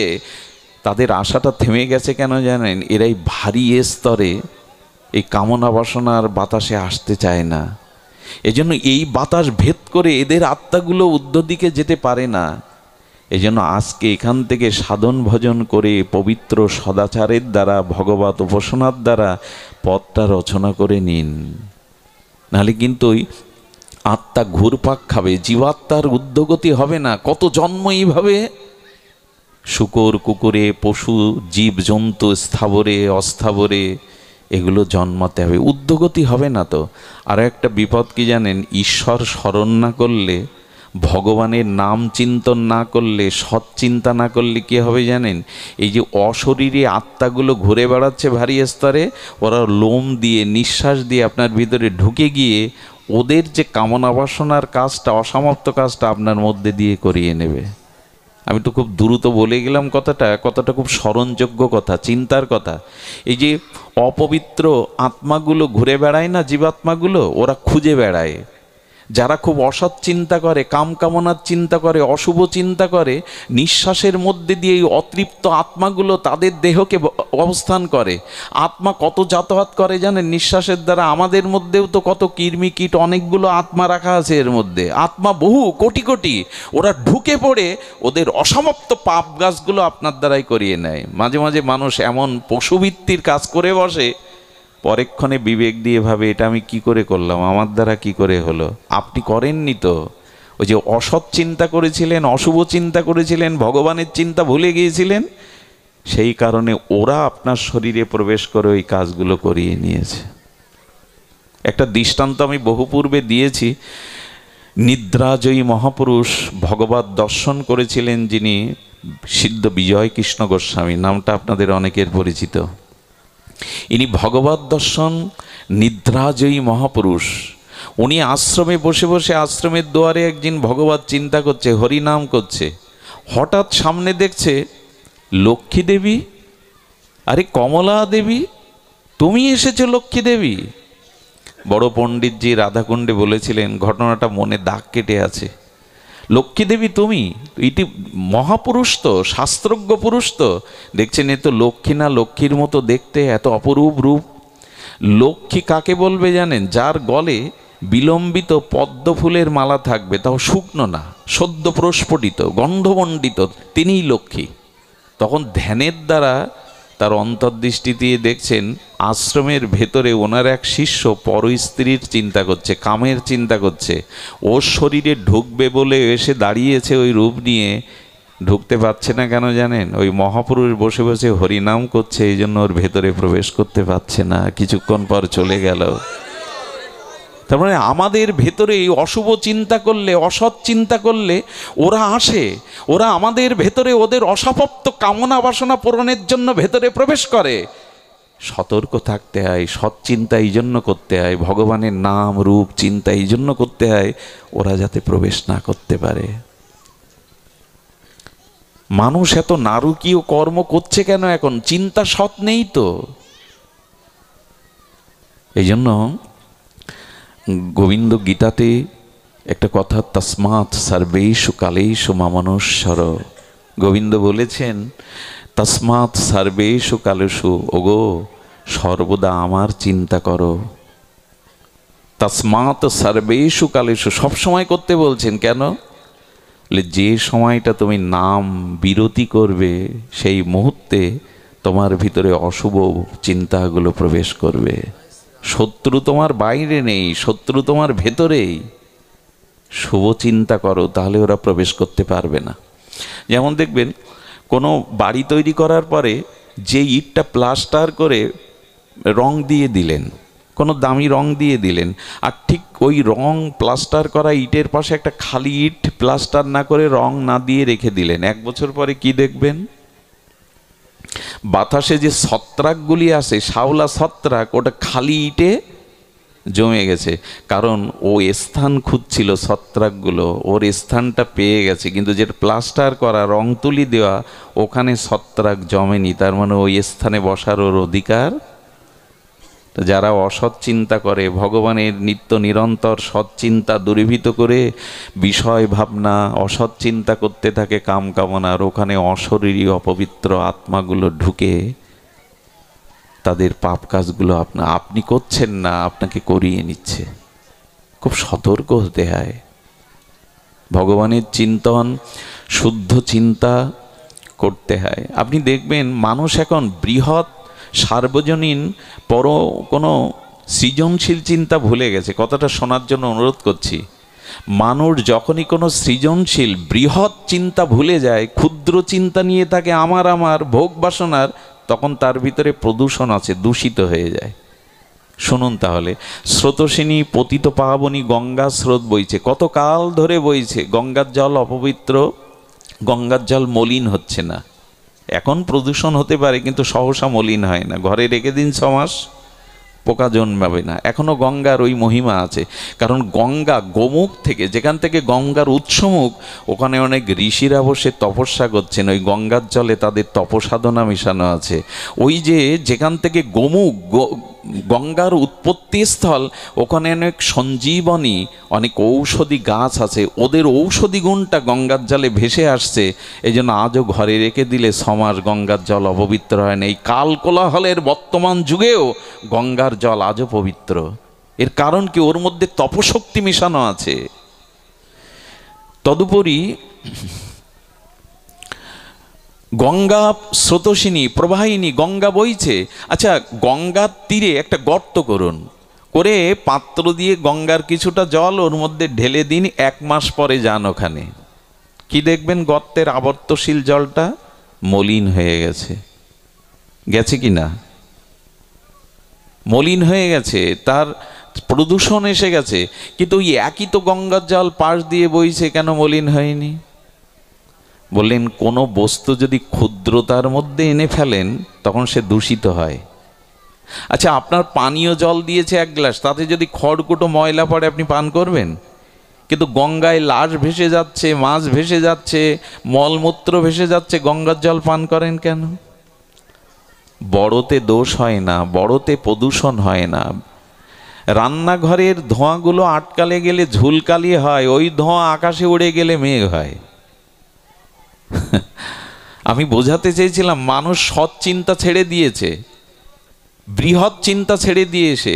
মানুষের কল্যাণ, সমাজের কল্যাণ, অন্যের কল্যাণের এই বৃহত্তম সৃজনশীল চিন্তা করে না বিধায় মানুষ আর সংকীর্ণ হয়ে কামনা বাসনায় দূষিত হয়ে গেছে। ওই যে দূষিত জল গঙ্গার তীরে, ওই গর্ত থেকে আবার পাত্র করে মূল স্রোতে ভাসিয়ে দিন, আর দূষণ থাকবে? ওই স্রোতের মধ্যে মিশে আবার ওই জলটা শুদ্ধতায় রূপ নেবে। তেমনি মাথায় কোনো বৃহৎ ভালো চিন্তা রাখুন, একে বলে সৃজনশীল চিন্তা। জগতের কল্যাণ, অন্যের কল্যাণ, মানুষের কল্যাণের চিন্তাটা মাথায় রাখুন। দূষণ আসবে না, ক্ষুদ্র বুদ্ধি আসবে না, পাপ বুদ্ধি আসবে না, উদারতা আসবে। মানুষ এখন ভাবি কি আমরা? আর ভেবেছি, পূর্বপুরুষরা দেবালয়ের জন্য 12 বিঘে জমি দিয়ে গেছিলেন দেবালয় মন্দিরের জন্য, এখন ডিসেয়ার কেটে তা আমার করে নিচ্ছি। চিন্তা খুব বড় করছি। ওরা বড় একটা পুকুর করে গিয়েছিল, আমরা ওটা বুঝিয়ে জায়গা ভাগ করে নিচ্ছি। পুকুরটা হাজার হাজার মানুষ সেবা পেত। সব কিছু নষ্ট করতে আমাদের ক্ষুদ্র বুদ্ধি, এই ক্ষুদ্রতাই মানুষের জীবনে দুঃখের কারণ। এই জন্য বলছিলাম, আসুন, ঋষি ভরদ্বাজ বলেছিলেন, পথ কোনটি? রামচন্দ্র জিজ্ঞাসা করেছিলেন, পথটা আজ ঠিক করে নেই। একটু সৎ চিন্তা, সৎ ভাবনা, এগুলি সংক্রামিত হবে না যতদিন সাধুসঙ্গ না করবেন, ভাগবত সঙ্গ না করবেন, যতদিন ভগবানের নাম রূপ লীলা কথা হৃদয়ে স্পর্শ না করবে, ততদিন এই ভাবনার উদয় হবে না। এই জন্য দয়া করে পথটা নির্ণয় করুন, কোথায় যেতে হবে আমায়। আমি এরপরে আবার মানুষ হতে পারবো তো? আচ্ছা, মানুষ না হয় হলাম, আমি জন্মন্ধ হব না তো, জন্মবধির হব না তো, বিকলাঙ্গ হব না তো? আচ্ছা যদিও হলাম, আমি উপজাতিদের মধ্যে জন্মাবো না তো, যেখানে শিক্ষা নেই দীক্ষা নেই? ওখানেও তো ভগবান আমাকে ফেলে দিতে পারে। একটু পথটা চিন্তা করবেন না, যাতে আগামী জীবনটা অন্তত, গোবিন্দ বলেছেন অর্জুন, আমার ভজন করতে করতে অসমাপ্ত রেখে কেউ যদি মারাও যায়, চিন্তা করো না, ওই সৎ চিন্তা, ওই ভজন আগামী জন্মে তাকে কিছুটা এগিয়ে রাখবে, সজ্জনের গৃহে তাকে এগিয়ে রাখবে। এই জন্মটা কাজে লাগাও, এই জন্মটা এগিয়ে নাও, যাতে আগামী জন্মে কোনো শ্রীমানের গৃহে, কোনো পবিত্র গৃহে, যোগীর গৃহে জন্মিয়ে আমার অসমাপ্ত ভজন তুমি করতে পারো। এটা কাজে লাগাও। কাজে আর লাগিয়েছি আমরা। এই জন্য পথ হলো ভজনের পথ, নিজের মুক্তির পথ। মহাজন যেন গত সপন্থা, আমাদের পথ যেন মহাজনের আনুগত্য হয়। ওই যুধিষ্ঠির মহারাজ দেখিয়ে গেছেন, যেদিন শুনলেন কৃষ্ণ এই জগৎ থেকে অন্তর্হিত হয়েছেন, প্রকট লীলায় গমন করেছেন, সেদিন রাজ্য ছেড়ে, সব ছেড়ে যুধিষ্ঠির মহারাজ চলে গেলেন। ভগবান এ ধরিত্রীতে নেই, তা আমি থেকে কি করব? কতটা ভালোবাসা থাকলে রাজ সিংহাসন, রাজ পদমর্যাদা ছেড়ে চলে যেতে পারে? তা আমাদের পথ রচনা করতে হবে, পথটা চিনতে হবে, নালে পথ হারানো, পথ হারিয়ে ফেলবো, কিন্তু অন্ধকারের পথে যাত্রী হয়ে যাব। এই জন্য দয়া করে বলবো, আসুন ভজনের পথে আসুন, মুক্তির পথে আসুন, কল্যাণের পথে আসুন। ঋষিরা বহু পূর্বে তাদের অনুভূতিতে এই মন্ত্র, বেদ মন্ত্র ধ্বনিত করেছিল। অসতমা সদ্গময়া তমো সমা জ্যোতির্গময়া মৃত্যুম অমৃতম গময়া অবিরাবির্ময়েদি। ওগো ওগো বিশ্বলোকবাসী, শোনো সেই অমৃতের কথা। তুমি অন্ধকার থেকে আলোয় আসো, তুমি অধর্ম থেকে, অসত্য থেকে সত্যে আসো, তুমি মৃত্যু থেকে অমৃতের পথে যাত্রী হও। অবিরাবির্ময়েদি, তোমার মাঝে আমার প্রকাশ ঘটুক পুনঃ পুনঃ। এই মন্ত্র চিরস্মরণ রাখার কথা ছিল আমাদের, ভুলে গেছি। অসৎ থেকে সতে ফিরে এসো, অন্ধকার থেকে আলোয় এসো। না, এসব শুধু শুনতে ভালো লাগে, বলতে ভালো লাগে, কিন্তু জীবনে আলোর পথ গ্রহণ করলাম কই? মুক্তির পথ গ্রহণ করলাম কই? আচ্ছা, আমাদের জীবনে দুঃখ কেন, অভিশাপ কেন? এই প্রশ্নের উত্তর এখন আমরা মহাপ্রভুর মুখ থেকে শুনবো। কেন মোরে যারে তাপত্রয়? এই যে অতি দৈবিক, অতি ভৌতিক, অতি আধ্যাত্মিক, এই যে ত্রিতাপ তাপে আমরা জন্ম মৃত্যু জরা ব্যাধি রোগ শোকে ভুগছি, এই দুঃখের কারণ কি? এই দুঃখের একটাই কারণ, কৃষ্ণ ভুলি যেই জীব অনাদি বহির্মুখ। চিরচেনা কথা চৈতন্য চরিতামৃতের। কৃষ্ণ ভুলি যেই জীব অনাদি বহির্মুখ, অতএব মায়া তারে দেয় সংসার দুঃখ। মায়া তোমাকে দুঃখ দিচ্ছে, কৃষ্ণ দুঃখ দেয় না। ভগবানের থেকে, আনন্দময় থেকে, সচ্চিদানন্দ থেকে দুঃখ আসতে পারে না। সূর্য কখনো অন্ধকার দেয় না। তুমি ভগবানেরই, ভগবানের সত্তায় সত্যবান, সচ্চিদানন্দে আনন্দের অংশ। তোমার দুঃখই নেই, দুঃখটা তুমি কৃষ্ণ ভুলে ডেকে এনেছ। ভগবানকে ভুলেই দুঃখটাকে তুমি বরণ করে নিয়েছ। দুঃখ তোমার জীবনে আসতে পারে না, তুমি বরণ করে নিয়েছ। কৃষ্ণ ভুলি যেই জীব অনাদি বহির্মুখ। কত কাল থেকে ভগবান তোমায় ভুলে আছি, কত জন্ম জন্মান্তর তোমায় ভুলে গেছি, আর চলেছি বিষয়ের মুখে। দুঃখটা তখনই এসেছে, দুঃখটা তখনই এসেছে। এই মায়া আমাদের দুঃখে কবলিত করেছে। মায়া কৃষ্ণকে বলে, আমি বহু আগে বলেছি, যদি দুঃখ দূর করতে চান তবে মায়ার পরিচয় নিন। এই বহিরঙ্গা দুত্তর্যা মায়ায় আমাদের সব শেষ করে ফেলেছে। আচ্ছা, দেবর্ষিপাদ নারদ, ঘটনাটা আগে বলেছি, শুনুন। আপনার জীবনের, আমার জীবনের একটি প্রত্যক্ষ এবং বাস্তব ঘটনা শুনুন। দেবর্ষিপাদ নারদ একদিন বলছেন, প্রভু, তোমার এই বহিরঙ্গা দুত্তর্য ত্রিগণ মায়া, এই মায়ায় কবলিত হয়ে জীব অধঃপথে যাচ্ছে, জন্ম মৃত্যু চক্রে আবর্ত হচ্ছে, এত কষ্ট, এত দুঃখ, এত অভিশাপ। প্রভু, তোমার মায়া কিরূপ আমাকে একটু দেখাও। ধ্যান দিন। দেবশ্রীপাদকে কৃষ্ণ তখন হেসে বলছেন, সূর্য যদি অন্ধকার দেখতে চায়, তোমার প্রশ্নটাও তো তাই। তুমি কোথাও দাঁড়ালে মায়া সেখানে, তুমি মায়া মুক্ত পুরুষ, তুমি দেবশ্রীপাদ নারদ, তুমি মায়ার কাছে গেলে মায়া তোমার থেকে দূরে পালাবে। মায়াকে কেন দেখতে চাইছো? বলে, প্রভু অচিন্তনীয় তোমার শক্তি, তুমি কৃপা করে আমাকে তোমার মায়াকে একটু দেখাও, মায়া কি রূপ। আচ্ছা, জ্ঞান কি রূপ দেখাতে পারবেন?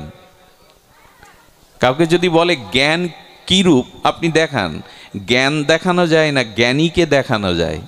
জ্ঞানীর চরিত্র আচরণ দেখে বলা যায় এই হলো জ্ঞানী, আর এই হলো ওনার চরিত্র দেখে। জ্ঞান নিরাকার, জ্ঞানকে কখনো সাকার রূপে দেখানো যায় না। জ্ঞানীকেই দেখে জ্ঞানকে নিরূপণ করতে হয়। তো দেবশ্রীপাদ নারদকে বলছেন, গোবিন্দ তুমি মায়া দেখতে চেয়েছো, আমার প্রিয় তুমি, তবে যাও, অমুক গ্রামে যাও। যে কারা কথা বলছে একটু থামান। অমুক গ্রামে যাও, অমুক গ্রামে গিয়ে শোনো, মায়া শঙ্কর রূপে এক ব্যক্তি আছে, তুমি তার কাছে গিয়ে তার পরিচয় জানলে, তার সাথে কথা বললে বুঝবে মায়া কি রূপ। কারণ মায়াকে তো ওইভাবে দেখানো যায় না, যার মধ্যে মায়া প্রকাট আছে তার কাছে যাও, মায়াকে তুমি বুঝবে। সুধীজন, উনি খুঁজতে খুঁজতে নারদজি সেই গ্রামে বহু লোকের কাছে শুনতে শুনতে অবশেষে মায়া শঙ্করের বাড়ি। গোবিন্দ নামটি কি দিলেন? মায়া শঙ্কর।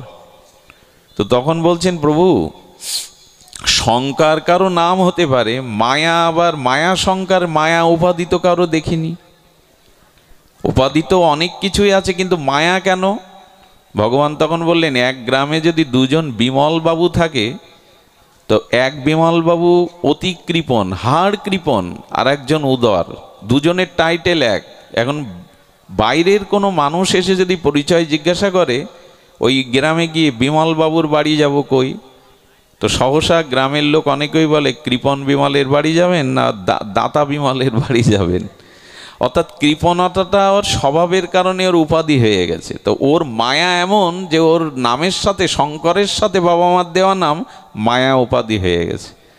নারদ গিয়ে বলছে, এটা কি মায়া শঙ্করের বাড়ি? মায়া শঙ্করের বাড়ি। মায়া শঙ্কর উঠে দাঁড়িয়ে বললেন, কি ভাগ্য আমার, সাধু দর্শন সকালবেলা, বসুন বসুন, কি ভাগ্য আমার।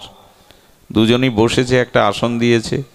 কিন্তু নারদ ভাবছে, কথা না বললে তো ওর ভেতরে মায়া দেখতে পাঠিয়েছেন ভগবান, মায়া বোঝা যাবে না। কারো পরিচয় নিতে গেলে তো তার সাথে আগে কথা বলতে হবে, তার ভেতরের ভাবটা বাক্যের দ্বারা, ভাষার দ্বারা প্রকাশ হবে। তখন নারদ বলছেন, এই সংসার মায়াময়, দুঃখময়, যন্ত্রণাময়, আমি বৃন্দাবন থেকে এসেছি, চলুন বৃন্দাবন আনন্দময়, ভজনময়, চলুন। মায়াশঙ্কর তখন বলছে, তা কি আর জানি না? মায়ার পাকে ঘুরফাক খাচ্ছি রাত দিন, সবই তো জানি, কিন্তু মায়া যে আমারে ছাড়ে না। নারদ তখন কিঞ্চিত বুঝতে পারছে যে ভগবান মায়া দেখতেই কার কাছে পাঠিয়েছেন। মায়া আমারে ছাড়ে না। আমরা কেউ কেউ এরকম বলি, কিন্তু সংসার আমাকে ছাড়ে না, একটু ভাগবতে যাব, একটু বৃন্দাবনে যাব, একটু ধামবাস করবো, মায়া আমাকে ছাড়ে না। এক গুরুদেবকে গিয়ে এই শিষ্য বলছে, প্রভু আসতে মন চাই, সৎসঙ্গ করতে মন চাই, কিন্তু মায়া আমারে ছাড়ে না। গুরুদেব বললেন, কালকে তোর মায়া ছাড়িয়ে দেব, তুই এই সময় আবার মন্দিরে আসবি। সকাল যখন 10টায় ঢুকছে, গুরুদেব ওকে দেখতে, প্রবেশ করতে দেখে এক বৃক্ষের ডাল জড়িয়ে ধরে চিৎকার করে বলছে, কে কোথায় আছো? গাছ আমারে ধরে রেখেছে, আমাকে ছাড়িয়ে নাও। শিষ্য গিয়ে বলছেন, গুরুদেবের মস্তিষ্ক বিকৃতি হলো কি? গাছ কি কাউকে ধরে রাখে? উনিই তো গাছ জড়িয়ে ধরে বলছে, গাছ আমাকে জড়িয়ে ধরেছে, ছাড়িয়ে নাও, ছাড়িয়ে নাও। গুরুদেব আপনি ছেড়ে দিলেই তো মিটে গেল। আরে গাছ কাউকে ধরে নাকি? আপনিই তো গাছের শাখা ধরে ঝুলছেন। গুরুদেব ছেড়ে দিয়ে বললেন, উত্তরটা তোমার জন্য, তাই সংসার কাউকে ধরে রাখে না, তুমি সংসারকে ধরে রেখেছ। আজ পর্যন্ত সংসার কাউকে ধরে রাখে নাই তো। কানের পাশে চুল পাকে মানে কি? সংসার বলছে যাওয়ার সময় হয়ে গেছে, একটা নোটিশ এসে গেছে, সতর্ক হও। সংসার সবসময় চলে যায়, আমরাই বলি যে সংসার আমাকে, বলছেন সংসারকে আর বুঝি না, আর সাক্ষাৎ মায়া আমার ঘরে। আপনি আর বেশিক্ষণ এখানে বসবেন না। মনে হয় স্ত্রীর কথা বলছে। ওনার স্ত্রী কটমট করে বাইরে এসে নারদ দিকে তাই, সাধু এখান থেকে যান, ওকে ছেড়ে দিন, ওর কাজ আছে, আপনার মতো ওই হরি হরি করলে সংসার চলবে না, ওকে ছেড়ে দিন। এ বলেই স্ত্রী ঘরে যাওয়ার পরে বলছে, বাবা এরকম মায়ার সাথে আপনি সংসার করছেন? আরে এক্ষুনি চলুন আমার সাথে, এক্ষুনি চলুন আনন্দময় মধুময় বৃন্দাবনে, আপনি চলুন, এখানে সুখ নেই। বললেন, আর একবার বললেন তো আপনার গেছে, সাক্ষাৎ মায়া দেখলেন। শুনুন, মেয়েটার বিয়ে হোক, ছেলেটার একটা কাজ হোক, আমি কথা দিচ্ছি আপনার সাথে আমি বৃন্দাবনে যাব। আমরাও কিন্তু ওই বলি, আমরা একটা ব্র্যাকেট দিয়ে দিই, ছেলেটা পড়াশোনা করছে, ওর একটা স্থায়ী কিছু হোক, মেয়েটার বিবাহ হোক। আর হয়েছে তো, উনি চলে গেছেন দীর্ঘ 5 বছর পর, আবার ফিরে এসেছে। মায়াশঙ্করের মেয়ের বিয়ে হলো কি, মায়াশঙ্করের ছেলে বড় হলো কি, ও তো যেতে চায়নি, মায়ার তো শেষ দেখতে হবে। গোবিন্দ পাঠিয়েছিলেন, গিয়ে বলছে মায়াশঙ্কর বাড়ি আছো? ছেলেটা বাইরে এসে বড় হয়ে গেছে, বলছেন বাবা তো কয়েক বছর আগে মারাই গেছে। বলছে মারা যাক, কিন্তু গতি কি হলো দেখতে হবে তো।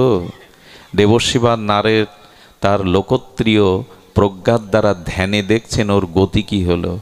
বিশ্বাস করুন, আমি গল্প শোনাতে এত দূর থেকে ব্যাসাসনে বসিনি, এটা ওই মায়াশঙ্কর ও অন্য কেউ না, আমরাই। নারদ তখন কি দেখলো জানেন? ও জন্মেছে শূদ্রের ঘরে, জন্মে মহিষ রেখে বেড়াচ্ছে শিশুকাল থেকে, পান্তা খায় আর সারাদিন 20-25টা মহিষ রেখে বেড়ায়। ভাগবতে বলেছে, এ জন্মে দুর্লভ মনুষ্য জন্ম, বিবেক পেয়ে, বিচার পেয়ে, সাধু পেয়ে, হরিনাম পেয়ে যদি ভজন না করো, তবে অধঃপতন আগামী জন্মে নিচে নেমে যেতে হবেই হবে, অবশ্যই তোমাকে নিচে যেতে হবে। তো মহিষ রাখছে ওই একবার বালক, তাকে গিয়ে বলছে মায়াশঙ্কর আমাকে চিনতে পারছো? বলে কে আপনি, কে মায়াশঙ্কর? নারদ তখন শক্তি সঞ্চারিত করে ওকে স্পর্শ করে পূর্বস্মৃতি ফিরিয়ে দিয়ে, ও আপনি সেই বৃন্দাবনের মহারাজ, এসেছিলেন আমায় নিতে, আমি যাইনি, এই দেখুন আমার পরিণতি, আমি এখন এই রাখাল হয়ে শূদ্র হয়ে এই চড়ে বেড়াচ্ছি। তখন বলছে কৃষ্ণ ভজনে কোনো জাতিকুলের উঁচু নিচু ভেদ নেই, আপনি আমার সাথে এখনই চলুন। তখনও কাচুমাচু করে বলছেন কি, মালিক বড় ভালো, 3 বেলা ভালো খেতে দেয়, আর এই মহিষগুলোর প্রতি আমার বেশ একটা মমতা জন্মে গেছে, আপনি আরও কিছু বছর পরে আসুন, আমি পরে যাব। নারদ তখন পেছনে ফিরে বলছে, ভগবান কিঞ্চিত বুঝতে পারছি মায়ার স্বরূপ কি, আচ্ছা যাও, আমি আবার আসব। এর আরও ক বছর পরে নারদজি এসে শুনছেন, আপনার সেই রাখালটা কই? বলে আর বলবেন না, বিষাক্ত সর্পদংশনে বিলে খালেই মরে পড়েছিল। নারদ বলছে পড়ুক, গতি কি হলো, মায়াশঙ্করের গতি কি হলো? ধ্যানের দ্বারা জানতে পারলেন যে কথাটা বলতে গেলে হৃদয়ে বড় কষ্ট লাগে, কষ্ট আপনাদেরও যেন আসে। দেখলেন কুকুর হয়ে জন্মেছে এই মায়াশঙ্কর ওই গ্রামের এক ভদ্রলোকের বাড়িতে। এটা মায়াশঙ্করের কল্প কাহিনী নয়, আমাদের জীবনেরই ইতিকথা ভাগবত শোনাচ্ছেন। ভজন করো, ন ভজন্ত অধঃপতস্ধি, ভজন না করলে অবশ্যই তোমাকে এই যে সুন্দর সুনাম পেয়েছো, সুষ্ঠু দেহ পেয়েছো, ভালো পরিবার পেয়েছো, এটা পূর্বজন্মের ভাগ্যে কিছু করেছিলে। যদি ভগবত ভজন সুকর্ম না করো, তোমাকে অবশ্যই অধঃপতিত হতে হবে। কুকুরটার গায়ে হাত দিয়ে বলছে, চিনতে পারছিস? শক্তি সঞ্চার করে পূর্বস্মৃতি ফিরে, ও আপনি সেই সাধু বাবা, দেখুন যাব করে আর যাওয়া হয়নি, এখন আমার পরিণতি দেখুন কোথায় নেমে গেছি আমি, আর আপনার আহ্বানে আমি সাড়া দিতে পারবো না, কারণ কুকুর জন্মে তো আর ভজন হবে না, চিৎকার করলেও তো আর কৃষ্ণ বলতে পারবো না।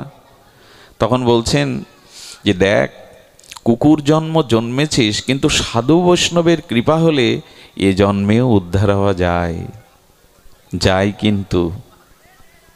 কিন্তু কেমন জানেন? মহাপ্রভুর পরিকরগণের মধ্যে অন্যতম ছিলেন সেন সেবানন্দ। ইনি মহাপ্রভুর ভক্তগণের মধ্যে অন্যতম ধনী ভক্ত। প্রভু আদেশ দিয়েছিলেন, সেবানন্দ, গৌড়ীয়গণ লীলাচলে রথযাত্রায় যারা আসবে, তুমি তাদের ভরণ পোষণ পথের খরচা দিয়ে সবাইকে এনো জগন্নাথে। প্রভুর এই বাক্য পালনের জন্য উনি সবাইকে নিয়ে চলে যান। খাজনা মেটাতে হয়, নদী পার হতে হয়, আর তখন এক একটা আলাদা আলাদা ক্ষুদ্র ক্ষুদ্র প্রদেশ, সেখানে ট্যাক্স দিতে হয়, খাজনা দিতে হয়, তাদের খাদ্যের জোগাড় করতে হয়। চলেছেন, যেতে যেতে দেখে হরিনাম করতে করতে, মহাপ্রভুর কথা স্মরণ করতে করতে লীলাচল অভিমুখে ভক্তরা যাচ্ছে, একটা কালো কুকুর এসে মিশে গেছে। সেন সেবানন্দ তখন হাত জোর করে বলছেন, মহাপ্রভু আমার পরীক্ষা নিচ্ছেন, ও ভক্তরূপে এসেছে, ওকে আমাদের মতো করে সেবা করবে, যত্ন করবে। উনি অন্য কাজে আছেন, সন্ধ্যায় এসে বলছেন ভক্তকে সেবা দিয়েছো, কুকুর বলছেন না। কি মহাপ্রভুর প্রতি এদের আনুগত্য! বলছেন ওকে সেবা দিয়েছে, বললে মনে নেই কুকুরটাকে সেবা দিতে। উনি নিজেই উপোস থাকলেন। ভক্ত উপবাস তো আমি কেন পাবো? দায়িত্ব তো আমার তাকে নিয়ে যাওয়া। আহা, বৈষ্ণবের দুয়ারেও যদি কুকুর হওয়া যায় না, তাতেও উদ্ধারের একটা পথ খোলা থাকে। ওকে প্রসাদ দাওনি তো আমিও পাবো না, ও তো ভক্ত। কি বলবো আপনাদের, খেয়া পার হতে গিয়ে কুকুরটা আছে দলের সাথে। তখন মাঝি বলছেন, উড়িয়া মাঝি বলছেন, আমি কুকুর নৌকায় তুলি না।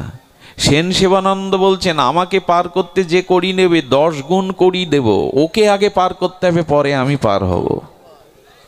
বৈষ্ণবের দুয়ারে কুকুর হয়েও যদি যাওয়া যায়, বৈষ্ণব তো ফেলে দেন না, বৈষ্ণব কাউকে পরিত্যাগ করেন না। কুকুরটাকে আগে পার করলেন উনি। ওপারে গিয়ে দেখে ভক্ত আর নাই, কাঁদছেন আর বললেন, আমার কোনো অপরাধে ও আমাকে ছেড়ে চলে গেছে, আমি প্রভুর কাছে কি জবাব দেব? প্রভু তো দায়িত্ব দিয়েছিলেন সবাইকে নিয়ে আসবে, কি জবাব দেব আমি? লীলাচলে পৌঁছে গেলেন, গিয়ে কি দেখলেন জানেন? দেখলেন মহাপ্রভুর সামনে ওই কুকুরটাই বসে আছে এবং প্রভু হরিনাম করছে, আর জগন্নাথের প্রসাদ, শুকনো প্রসাদ পাচ্ছে আর ছুঁড়ে ছুঁড়ে দিচ্ছে, ও কৃষ্ণ বলছে আর প্রসাদ খাচ্ছে।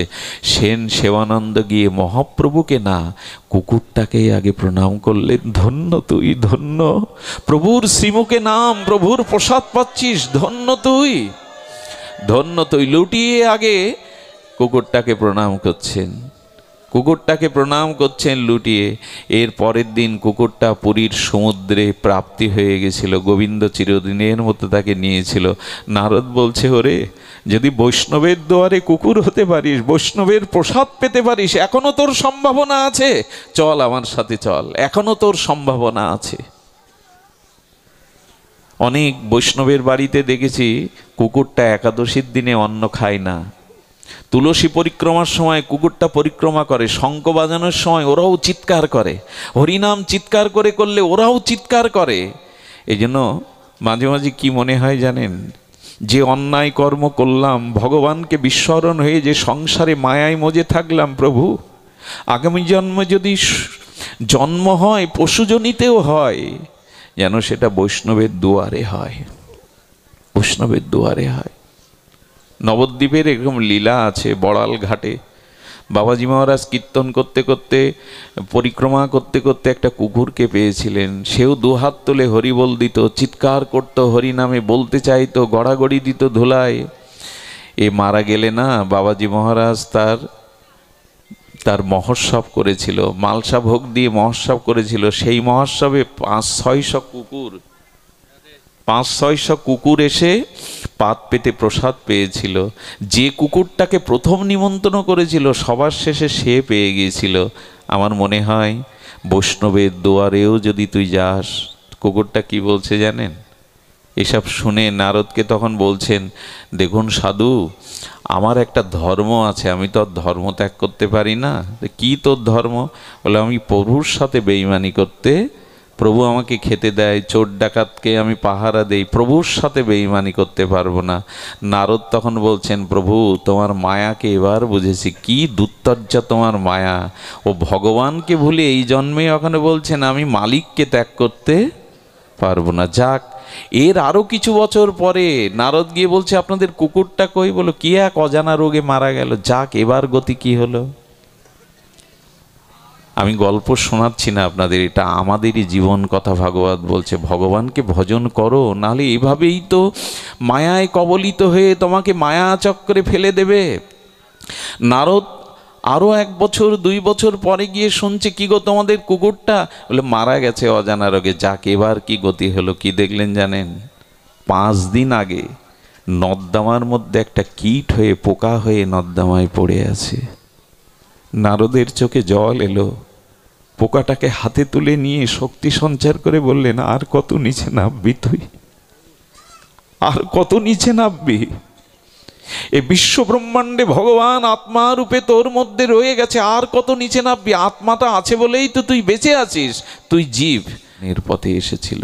এই জন্য মহৎ সঙ্গ করুন, সাধু সঙ্গ করুন। এরা জানিয়ে দেবে মায়ায় কবলিত হয়েও না। এই মায়াময় সংসারে কৃষ্ণ ভুলিয়ে তোমাকে জন্ম মৃত্যু দুঃখ এগুলি আবর্তন করছে। এই জন্য মায়া, কৃষ্ণ সূর্য সম, মায়া অন্ধকার, যেথা কৃষ্ণ সেটা নাই মায়ার অধিকার। দেখুন এখন আপনারা হরি কথা শুনছেন, এই জন্য আপনাদের কোনো সংসার চিন্তারও মায়া আক্রান্ত করছে না। এই জন্য সাধু সঙ্গ করুন, ভগবানের নাম রূপ লীলা কথা স্মরণের মধ্যে থাকুন। মায়া আক্রান্ত মামেব যে প্রপদ্যন্তে মায়া মেহিতাং তরন্তিতে। ওগো আমার স্মরণ নাও, মায়া তোমার কাছে আর ঘেঁষতে পারবে না, মায়া তোমাকে আক্রান্ত করতে পারবে না। কারণ সূর্যতে অন্ধকার যায় না, যেখানে কৃষ্ণ সেখানে মায়ার কোনো অধিকার নাই। তুমি আমার স্মরণ নাও, এটাই পথ। ভগবানের চরণ স্মরণ করায়, ভগবানের দিব্য চরণ, তার লীলা এগুলি স্মরণ করাই হলো। দেখুন মনেরও স্মরণ প্রাণ। ঠাকুরমশাই, ঠাকুর নরোত্তম বলেছেন, যার হৃদয়ে ভগবানের স্মরণ নেই সে মৃত, সে বেঁচে থেকেও মৃত। মনেরও স্মরণ প্রাণ, স্মরণ যার নেই সে মৃত। কেমন জানেন? বড় পণ্ডিতজি বলেছেন, মৃত ব্যক্তিকে কবলিত করবার জন্য সব ভুক শৃগাল কুকুর আসে, আর চিল শগুনগুলো আছে, মরা প্রাণীর মাংসকে ওরা ছিঁড়ে খাওয়ার জন্য আসে। কিন্তু মরার পাশে যদি ভান করে কোনো জীবন্ত মানুষ মরার ভান করে পড়ে থাকে, ওর বুকে কেউ আসবে না, কারণ ওরা জেনে যায় অনেক দূর থেকে ওর মধ্যে প্রাণ আছে। ঠাকুরমশাই বললেন, ভগবৎ স্মৃতি যার হৃদয়ে নেই সে মরা, তাকেও ছিঁড়ে খাবে। কাম ক্রোধ তাকে শৃগাল শুকরের মতো ছিঁড়ে খাবে। স্মরণ করো ভগবানকে। বলে যে যার সেই ইষ্টকে স্মরণ করবে, বলে স্মরণ যদি না করি বলে ক্ষতি হয়ে যাবে, সাহানি। ভগবানকে স্মরণ না করলে বড় ক্ষতি হয়ে যাবে তোমার। মায়া অশুভ চিন্তায় এসে তোমার পতন ঘটিয়ে দেবে। তাই তাকে স্মরণ করো, এটাই হলো পথ, ভগবানের পথকে স্মরণ করা। কে আমি কেন মরে যারে তাপত্রয়, পথ কোনটি? এই ভজনেরই পথ আমাদের পথ, গোবিন্দ রাধারানীর চরণেরই পথ আমাদের পথ। আর বলেছিলেন মহর্ষি বাল্মীকিকে রামচন্দ্র বলেছিলেন, থাকবো কোথায় বলে দিন, তপবনে এসেছি কোথায় থাকবো? কি বলেছিলেন জানেন? চিত্রকূটে বাস করো, চিত্রকূটে বাস করো। আর আমাদের ঠাকুরমশাই বলছেন, যদি বাস করতেই হয় সাধু সঙ্গ হরি কথাতে বাস করো, সাধু সঙ্গ হরি কথাতে বাস করো। এটাই হলো বসবাসের একমাত্র জায়গা। এই জন্য গৃহটাকে কৃষ্ণের সংসার করো, গৃহটাকে সকাল সন্ধ্যা ঝাঁস খোল কত্তাল বাজিয়ে হরিনামের ধ্বনিতে পবিত্র করো। ওখানে অতিথি এলে তাকে সেবা দাও, ওখানে গৌর গোবিন্দের বৈষ্ণব আরাধনা করো, যাতে গৃহটায় আশ্রম হয়, গৃহটায় মন্দির হয়। সাধু সঙ্গে হরি কথাতে থাকো, আর এখানে অন্য কিছু প্রবেশ করতে পারবে না। লোভ সাধু সঙ্গ হরি কথাতে রাখো। বাস যদি করতে হয় তবে সাধু সঙ্গে বাস করো, সাধু সঙ্গ হরি কথার মধ্যে অবস্থান করো। এর মধ্যে থাকলে না অশুভ চিন্তা মায়া তোমাকে গ্রাস করতে পারবে না। ঠাকুর বলেছিলেন, দেখো যারা আমার কথা সাধু মুখে শ্রবণ করবে, সাধু সঙ্গে অবস্থান করবে, মায়া তুমি সেখানে যেও না, কাল তুমি সেখানে যেও না। দেখবেন হরিকথা শুনতে শুনতে হাত ঘড়ির কথা মনে থাকে না, সময়টা কখন পেরিয়ে যায় মনে থাকে না। মানে কাল এখানে ঢুকতে পারে না, সময় এখানে প্রবেশ করতে পারে না। এখানে কোনো সংসার চিন্তা, কামনা বাসনার চিন্তা মনে স্থান করতে পারে না। এই জন্য এখানে কালের প্রবেশ নেই, এখানে সময়ের শাসন নাই। একটা অনাবিল প্রশস্তির অবস্থান হলো এই সাধু সঙ্গ। তুলায়াং লাভে না পিনা সার্গাং না পুনর্ভবং ভগবত সঙ্গী সংঘর্ষ মত্ত নাম কিমত শিষা। ছোট্ট একটা দৃষ্টান্ত দিয়ে সাধু সঙ্গের কোথায় আমাদের অবস্থান করতে হবে এর একটা দৃষ্টান্ত দিয়েই পাঠ বিশ্রাম রাখি। খুব মার্মিক এই লীলাটি আপনাদের স্মরণে আসবে। রামলীলাতে রাঘবেন্দ্র সরকারকে নাগ পাশে আবদ্ধ হতে হয়েছিল। লীলাটি ধ্যান দিয়ে শুনবেন আশা করি। নাগপাশ জানেন তো, সর্প নাগপাশের বানে রাম লক্ষ্মণ আবদ্ধ হয়েছিল কি না? তো স্বয়ং ভগবান সচ্চিদানন্দ পূর্ণ ব্রহ্ম শাশ্বত সনাতন ভগবানকে কেউ বাঁধতে পারে তো? নাগ দিয়ে তাকে বাঁধা যায় তো? ভগবান একটি লীলা দ্বারা আমাদেরকে কিছু সন্দেশ পৌঁছেছিলেন, জগৎজীবকে একটি চরম পরম শাস্ত্রীয় শিক্ষা দিলেন। দেখুন, যশোদার ক্ষমতা আছে কি? যশোদার ক্ষমতা আছে কি ভগবান ধরা না দিলে, তিনি বাধা স্বীকার না করলে তাকে দাম দিয়ে বাঁধবে, রঞ্জ দিয়ে বাঁধবে? অধরেকে ধরা যায় না, তিনি নিজে ধরা দিয়েছেন লীলার জন্য, লোকশিক্ষার জন্য। তো এখানে রামচন্দ্র সর্প নাগে আর আবদ্ধ হয়েছেন। নাগপাশ, লীলাটির নাম নাগপাশ। তো এখানে ধ্যান দিন, ভগবান শঙ্কর অর্থাৎ সদাশিব সর্বদা রামচন্দ্রের নাম মহিমা স্মরণ কীর্তন করেন। তো ভগবান শিবের গলায় আছে সর্প, তাই তো? ভূষণ হয়ে আছে। ভগবান শিবের গলায় কি আছে? সর্প আছে, তাও অলঙ্কার হয়ে, ভূষণ হয়ে। তো যে ভগবান শঙ্কর রামচন্দ্রের উপাসনা করেন, পঞ্চমুখে ভগবানের নাম কীর্তন করেন, সেই সর্প ভগবানকে বাঁধতে পারে? যে সর্প ভগবান শিবের বশ, তা তার প্রভুর বশ তো হবেই, কিন্তু ওখানে বাধা পড়ল যে এই নাগপাশে আবদ্ধ হয়ে। আচ্ছা, বাধা পড়লো ভাবলাম, ভগবান বন্ধনমুক্ত হতে পারেন না? পারেন কি না? কিন্তু সিদ্ধান্তটা অপূর্ব। সিদ্ধান্ত দিচ্ছেন, ভগবানও যেন জগৎকে জানাচ্ছেন, আমারও বন্ধন আমি খুলতে পারি না, সাধুগুরুর কৃপা লাগবে তবে আমার বন্ধন খুলবে। আমার বাঁধন আমিও খুলতে পারি না। এই জন্য উনি কার স্মরণ নিলেন জানেন? সঙ্গে সঙ্গে নারদজির স্মরণ নিলেন। এই দেখুন, সর্বশক্তিমান ভগবান নিজে নাগপাশে বন্ধন স্বীকার করে স্মরণ নিচ্ছেন কার? নারদের ভক্তের।